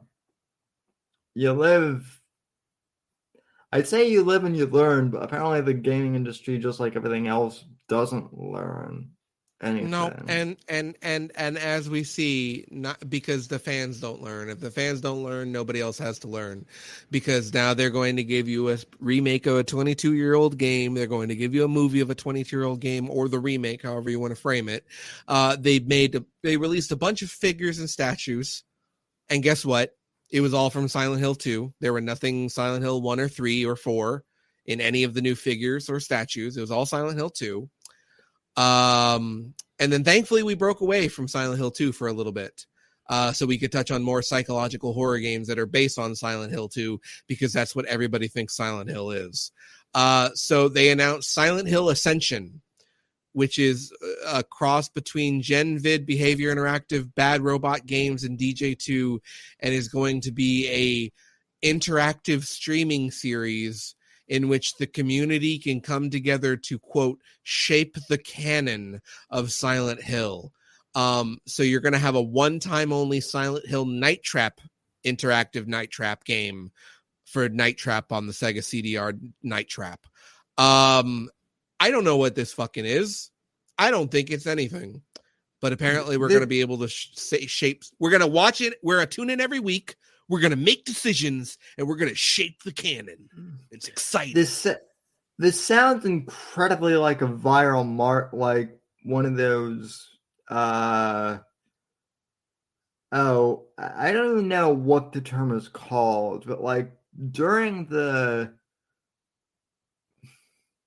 So the way to explain this is, like, the best example I have of this is like during the lead up to the Dark Knight movie back in like 2007. There were actual like Gotham newspapers and actual like websites that Comcast like made as like some sort of like promotion video, like, and people could actually like, you know, like get text from like the Joker and like Batman and shit like that to like, and go to like certain locations, and it was essentially like a viral marketing like thing. That's what this reminds me of. It basically reminds me of tune in each week, you know, vote on this thing, and then buy more merch or something like that.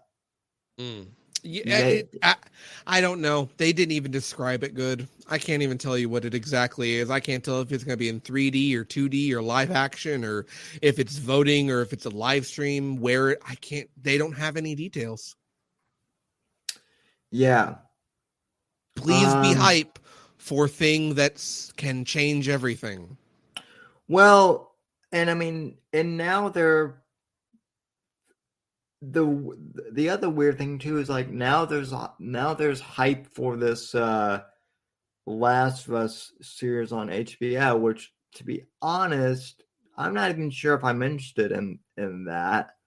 They're saying that like that's going to be the catalyst for Last of Us 3, but like, does anyone like care about that franchise anymore?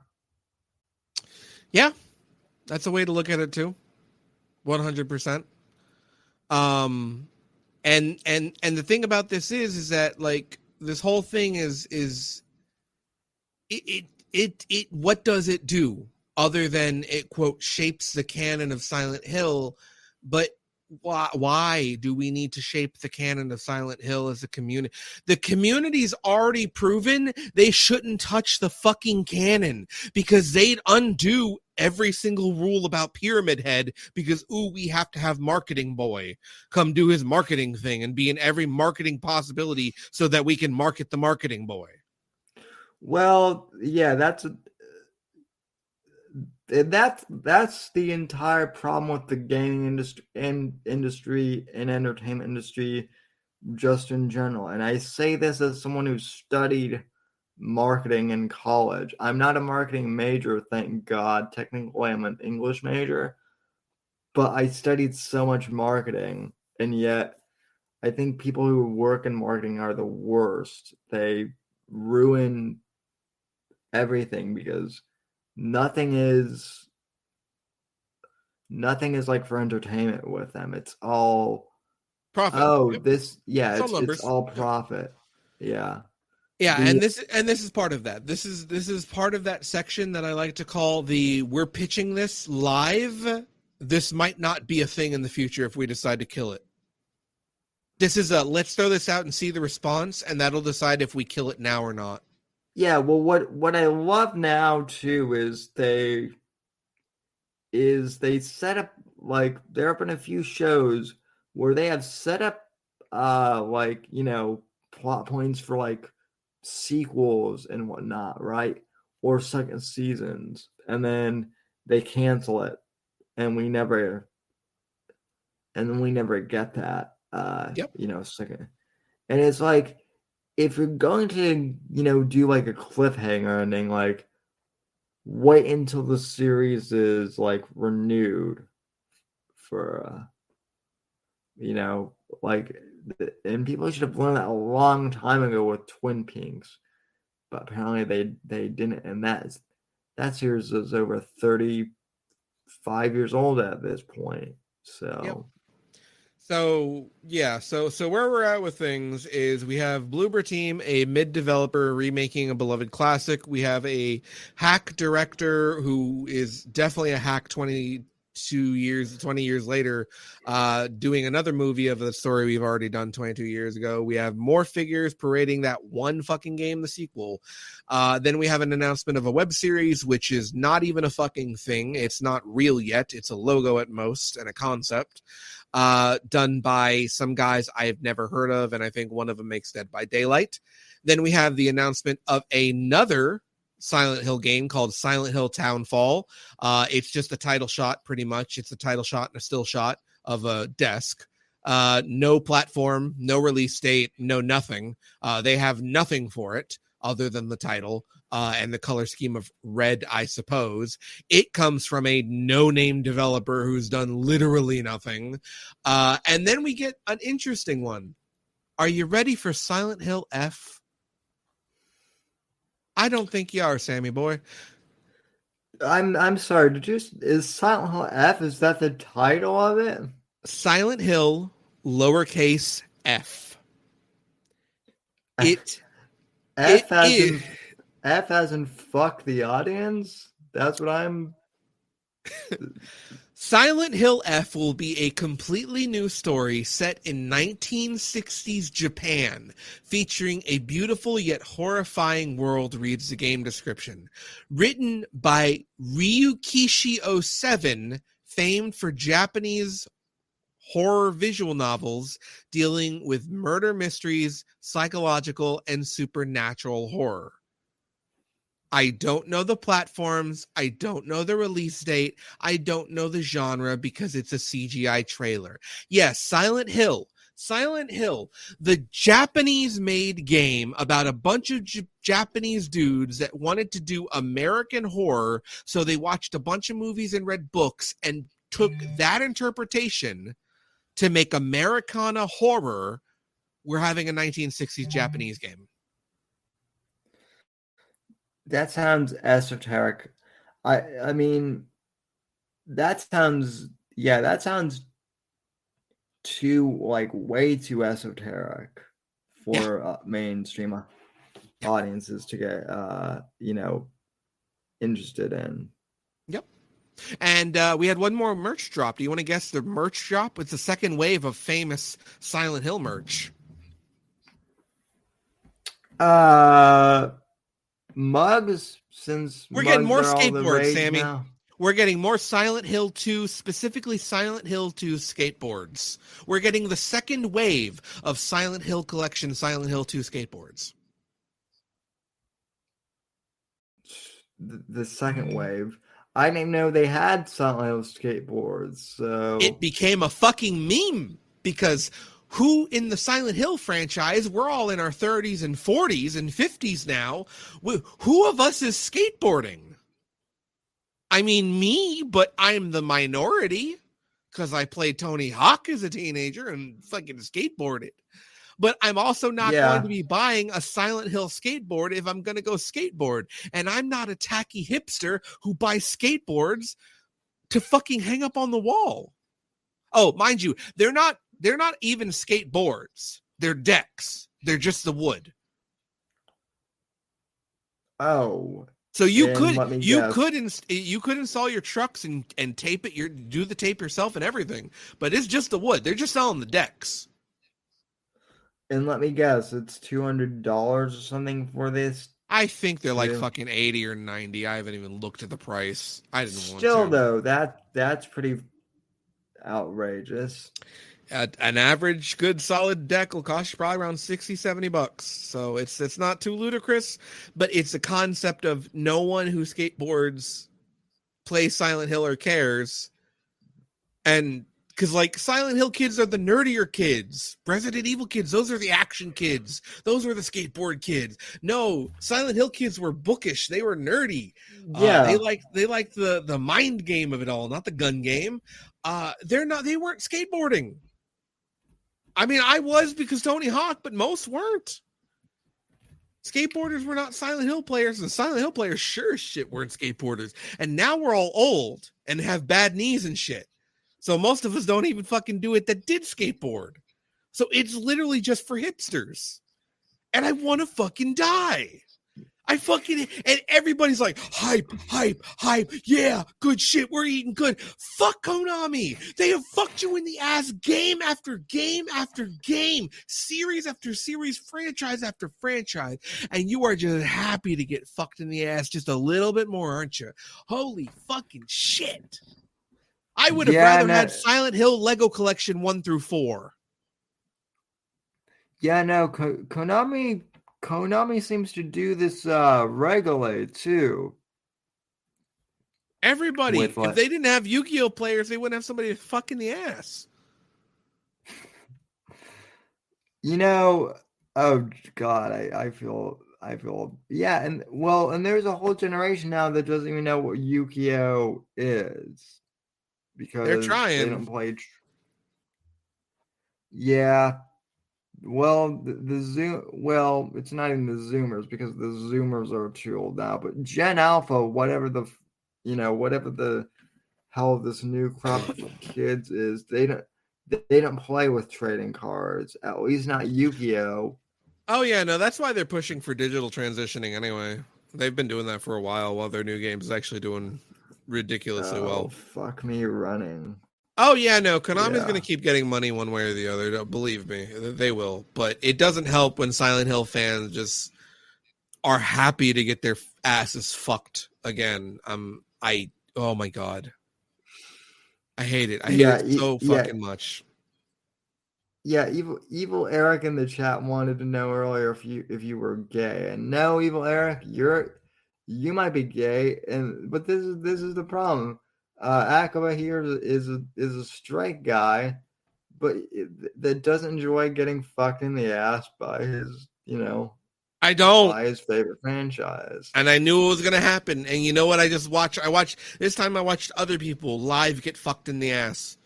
I didn't have a chance because you know what, with the remaster with 2 and 3, the backlash was pretty good. People didn't take the ass fucking that well, you know. But now it's been so long with no games coming out. You have a whole slew of people who've come into these old games and streamers playing them, and these people who didn't even know Silent Hill fucking existed before 2014. And now they're in that same category of just being hyped for new thing without knowing the fucking history. Well, that's listen, man. You're talking to a Star Wars fan, like an original, not back to the 70s, you know, Star Wars fan. I'm not my mom, but you know, close enough. I've been a fan since like the late 90s.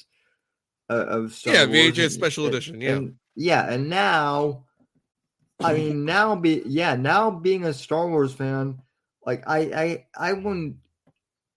I'm an OG Star Wars fan, but now being an OG Star Wars fan means that you're not excited about any of this, and now you get to watch all the other people get fucked in the ass by Star and think Wars it's good and think it's great because they're like, well, Kenobi. We've been waiting for the Kenobi series for, you know, for the past 15 years. Oh wait, you mean to tell me that like the Kenobi series isn't actually about Kenobi? It's about this other character who no one knows, who fakes a hate crime because her, her fame star is low, so we need to hype it up more. Oh, you mean that? Yeah. I mean that's what Star Wars fans are used to now, is, you know, getting their favorite franchise subverted, and they like it. They like it. But at least here's the thing though. At least with Star Wars, you're not getting Phantom Menace remade. Or, you know what, fucking Empire Strikes Back. At least you're not getting Empire Strikes Back every fucking series. At least that you're not getting a re-release of Empire Strikes Back Force FX lightsabers, or Empire Strikes Back fucking goddamn figures, or bringing back Empire Strikes Back cereal. You know, they're not doing a new animated 3D CGI Empire Strikes Back TV series and audio drama. At least they try some different stuff, but with Silent Hill, it's just, hey, you remember Silent Hill? You remember Silent Hill 2 exists, guys? You remember Silent Hill 2 exists? Don't you like Silent Hill 2, guys? Yeah. Isn't that twist great, guys? Like, fuck, dude. I will say this though. I guess the nearest comparison that you could get with Star Wars, though, in that sense, is when they re-released the Phantom Menace in 3D, and we're like, hey guys, it's in 3D for a limited time. You've never seen the Phantom Menace like this before. And then it's, you know, it's literally the exact same movie. It's just Phantom Menace, but in 3D. And then they, you know, use that to reintroduce Darth Maul into the canon. Oh, yeah. Well, that's the thing. 3D doesn't add anything to it, even. Really? No. Other than you get to watch it in theaters again, I guess. Okay, fine. Well, I'll do that. Yeah, which was cool for like, which was cool, but it wasn't like groundbreaking. And the other thing is, look. I mean, I like Darth Maul, but I do kind of like the idea that he did die at the end of episode 1. I don't really know why we needed to bring him back. It was cool for like 2 seasons of the Clone Wars, but like they really played him out like marketing boy. Yeah. Why is Pyramid Head there every fucking time? Why is Pyramid Head the only monster that ever had a unique design? Why is it also 2 that gets remade with everything? Marketing boy. Why was he in movies and in games that he wasn't supposed to be in because logically he's tied to one character? Why is he in all these other Western games? Marketing boy. Why is he in the 3D movie? Marketing boy. Why was he in the first movie when it's supposed to be based off of Silent Hill 1? Marketing boy. So why do they bring Darth Maul back? Marketing boy. Well, and then, so, I mean, I've been playing Silent Hill 4 or whatever, and, like, to be honest, I haven't really played, I haven't played any of the others, I haven't played any of the other Metal Gear Solid games. Wait, you said you were playing Silent Hill 4, then said Resident Evil. No. What are you playing? I fucked that up because they're all okay. I've been playing Metal Gear Solid 4. Right. And on the PlayStation 3. To be honest, I have the PS4 remaster, but wait, the stream version? The one with Kiefer Sutherland, where that's not 4, that's 5. That's 5. 4 was only on PS3. Yeah, very different games. Okay, you're playing Metal Gear Solid 5: The Phantom Pain. Yes, okay. Yeah, well, I've also played the PS3 one, but I'm playing 5 right now. Right. Apparently, the Metal Gear Solid community is really pissed that Kiefer Sutherland was playing Solid Snake instead of David what's-his-face. David Hayter. Why? I don't. Yeah. Because David Hayter had been the voice of the character at that point for 13 years, 14 years, 13 years. He essentially was the character. Oh, okay. Yeah, I got you. So also in Japanese, they did not replace the original Japanese Snake voice actor. He stayed the same the entire way through Japanese. Only Hayter got chosen different at the last game. Well, supposedly they wanted to pick Kiefer Sutherland to play an older Snake, but I'm sorry. Bullshit. No, I agree with you. That's bull. I'm sorry. I'm so used as a fan of 24. Whenever I hear him say Snake and stuff, I'm like, I'm not playing as Solid Snake. I'm playing as Jack Bauer disguised as Solid Snake. Yeah, no, it's just because Kojima had problems with Hayter in terms of their personal relationship, and Kojima really likes actors in Hollywood, so. Yeah, well, in Kojima supposedly is a massive Kiefer Sutherland fan, but when someone asked him what his favorite film was, he just said The Lost Boys, which is what everyone says. So he might also mean it, knowing him. Who knows? Yeah, who knows? But yeah, so we're at that point with Silent Hill where it's just I don't care. I just watch them. I watch them happily hype it, and they're gonna give them money, and they're gonna get fucked, and they're gonna pay to get fucked, and I'm gonna be like, sorry, well, I don't know. I mean, do I hope these things are gonna be good? Sure. I know they're not gonna be. I've already lived through this too many times.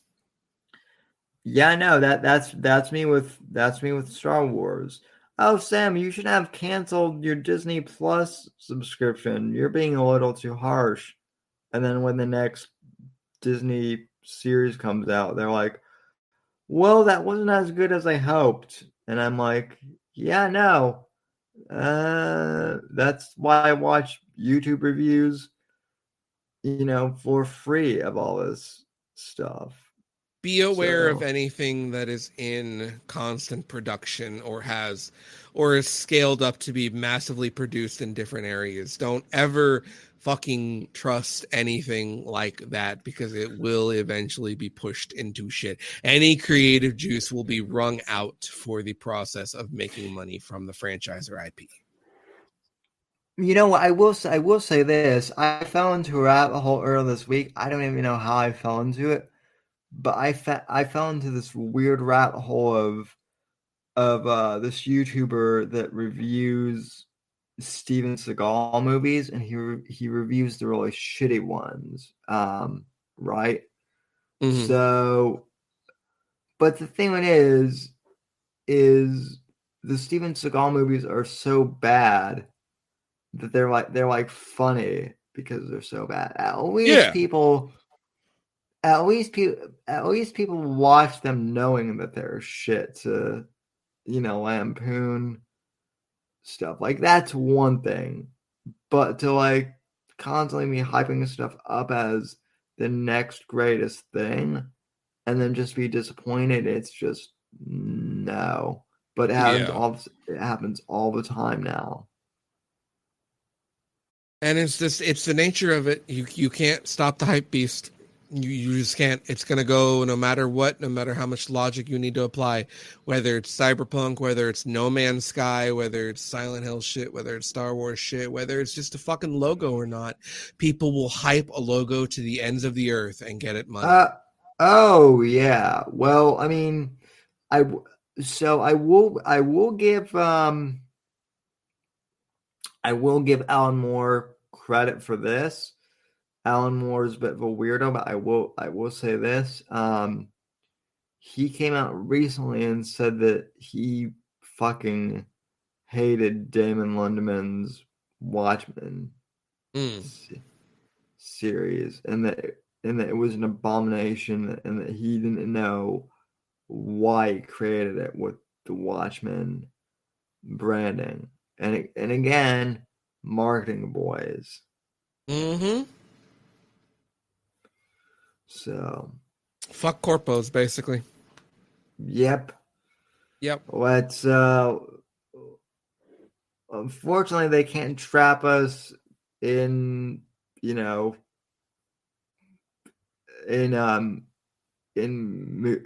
Mashiki. Yeah, they'll try to, but yeah. But yeah, that would be weird, being trapped in a cyber prison. As an I don't. Let's just fucking not. Let's just not. Let's just not even go there, because that's when guns start getting loaded and shit starts getting burned. Yeah, no, I'm with you. Anyway, though, other than that, let's also burn newspapers and the media. Why?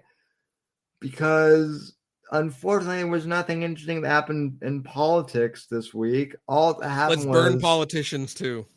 No, yeah, I agree. All that happened this week was the New York Times. This is how bad quote unquote journalism has gone.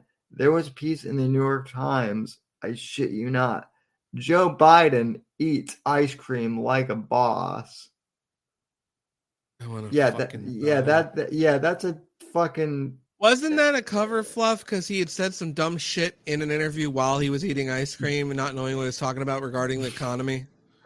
Yeah, but it was something like that. And I mean, look, it's Biden, so they've got to try something. But good God, you mean to tell me that these kids are spending 20-30 grand to go to journalism school? Yes. No, they're not pulling no one's going to journalism school anymore. Fuck that shit. They're barely even hiring kids to write these fucking articles. You can have AIs write these articles.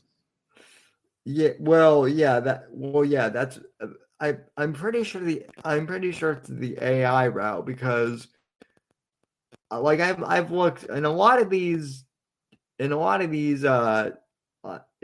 newspaper like job websites. They do require you to have a journalism degree, but I'm convinced that the entire industry is run by robots now, because fuck, AI's already at the level. Yeah, why pay them? Yeah, Pay for editors, pay for revisers who have to be less experienced, and you can pay less. Yeah. And then just have them curate and give the human touch to the robot topic in which you paid nothing for, and roll it. Fuck it. Especially if it's something mundane as eats ice cream. Like, fucking Christ. Yeah, I mean, look, I wouldn't really care except that, like, I'm like, seriously? That's your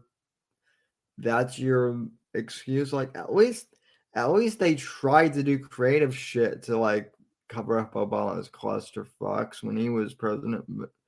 But now it's just like, oh, look out, this 70-year-old man, he eats ice cream like a boss. They've got statistics that they don't even need to fucking worry about it. That's why, man.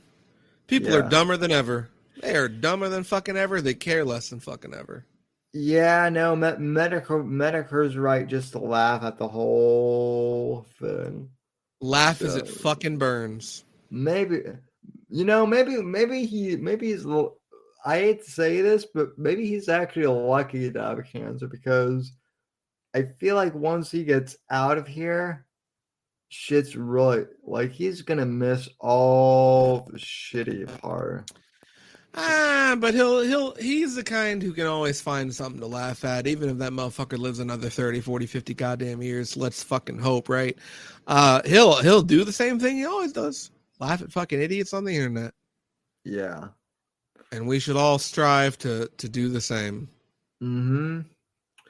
So, speaking of, congrats on, since you were gone last week, in somewhat lighter news, but not really, congrats on the return of your other show, The Good, the Bad, and the Vicious. Thank you. It was a very good show. Did you see the Faith Vickers interview with Cog? I'm curious. I did not. I have been kind of busy not done over these last few days. Yeah. So, I mean, this whole last week, but especially these last few days, I've been catching little bits in here and there, and me and Mr. Vickers have been speaking through it and shit, but I did not catch it. No. Well, also I made a joke last week that you caught swine flu because like a boss, and I actually named the stream GamerPunk ChudRunners because you are a chud, and you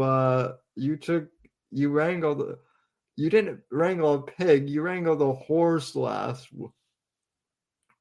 week. I certainly got its attention. I'll say that. And it blocked you, and then it's the horse is now like on a rampage because Faith did one interview on Cog Stream talking out her time with her and the Rage Pig, and it's let's just be 100% transparent here. That's not May. Amanda Morris does not control her own fucking Twitter account. That's not her speaking to that account. That is 100% Ethan Oliver, goddamn fucking Ralph. 100%. Oh yeah, I know. It's a pig in a horse costume. Really, is what it is. So, which for some, that's a funnier mental image. So you wrangle. So wait, you actually wrangled a pig wearing a horse outfit, is what you're saying? Yes. Yeah, that is. See, my time in Red Dead Online really did pay off. I promise. Oh yeah. No. No. Yeah. Mine did too. It's just, if we want to go that route, I have to say that Micah Bell is actually more desirable than Ethan at this point. Yeah.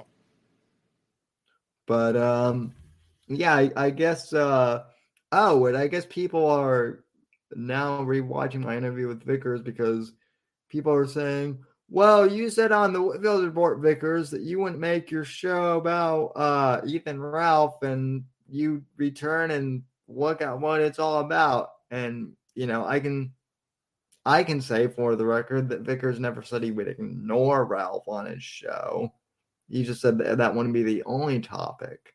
I mean, that's yeah, covered. like I granted, yeah, we'll talk about it because he's in Vickers' life, and if anyone is listening to this for any intel or anything, yeah, no, we'll fucking talk about him if some shit happens, but like, of course he's gonna make jokes, right? The dude's integrated in Mr. Vickers' life, whether he likes it or not, right? And have there been some, like, okay, so episode 1 was horror video games. We had Gator on. We didn't fucking talk about Ralph at all. Episode 2, we had on Lars, who does the Gun comics. We talked about comic books, so naturally he was going to come up because of the artist. Internet Blood Sports, we were talking about the history. Of course he's going to fucking come up. Batman, he did not come up once other than some fucking jokes at his expense. Random nonsense, I don't think he did. Sandra Ralph, 100%. Guns, I don't think he came up much. Surgery horrors, don't think he came up much. Fighting, we had Dan the King on, so yes, of course, he was going to be involved in that discussion. Vacations, didn't have any of that. Mr. Vickers wasn't even on that show. The week after that, the wannabe man boys of America First and video games didn't really got mentioned at all. And father's responsibilities with, again, Dan. So when we have this many people involved in it, of course it's gonna fucking come up, but it's not like it's not like the crux of our show depends upon him. And I think he'd like to think that, but of course, because it makes him the victim, which he loves to fucking be. But even then, even if we do talk about him, who fucking cares? I mean, here's the thing: if we talk about it too much, people are just gonna stop fucking watching. They're not gonna fucking care. And that's okay, cool. I wouldn't blame you. Something being beat into the fucking ground day in and day out, that's boring for any show, right? Yeah. But the beautiful part is everything we talk about, it doesn't have to be about him. It may partially involve him, or it may give us some leeway to fucking throw a jab or two. But I mean, how are you going to not bring up something that's this ingrained into one of the co-hosts' lives, Well, and the other thing too is as Vickers has often said, this isn't his job. He has like an app, so he isn't dependent on internet clout, so he can just do the stream. We do this show for fun. Like, I don't get any, it doesn't make any money. I don't get any money. I do it because I enjoy doing it. We can have as few viewers as possible, and I'd still enjoy fucking doing it. So like, the only reason we don't talk about him or make a note to talk about him every fucking episode is because it gets boring. If we're talking about him, it's because something interesting happened. He got beat up in Portugal. He got beat up in Portugal again. Who fucking knows what else it could be, right? He's a terrible goddamn father, and we're gonna throw some fucking jabs and court stipulations. It doesn't fucking matter, I will say I found your analogies to Tamagotchis. As well, I'm not a dad. I had a Tamagotchi. I thought that was clever. I mean, let's see. It's not hard. You have to feed the child, make sure the child don't kill himself. Poop, easy. It ain't too hard. Yeah, that was kind of the thing with like Furbies back in the 90s too. So yeah. That's why I said the child rearing simulator princess maker. Like, I ain't got experience, but I got enough to know, what not to do, not to make a fucking spectacle of the child. Yeah, I remember. I played the Sims. Oh yeah, the Sims too. Yeah. And that was, and actually, like, I forget when it was. Last year, I played the Sims 4, and I I made like an entire sim, like not Sim City, but like sim neighborhood of like online of like e-drum personalities. So I actually had like a neighborhood of like Andy Worski and like PvP who were like who were living next door to Ralph and Ralph Sim is always like fighting with Andy's. So and then you have Jim who, because no one knows what Jim looks like I had to take a guess. So I just made the most stereotypical Irish looking guy I could think of, basically. And of real yeah. patio furniture. Yeah. So but I guess Vickers will be back next week and be the guest, or I was invited and I Yes, you said will. yes. So I guess we'll be talking horror movies. So yes. Which means you'll get to hear all of my love of a certain cannibal. Oh, good Lord.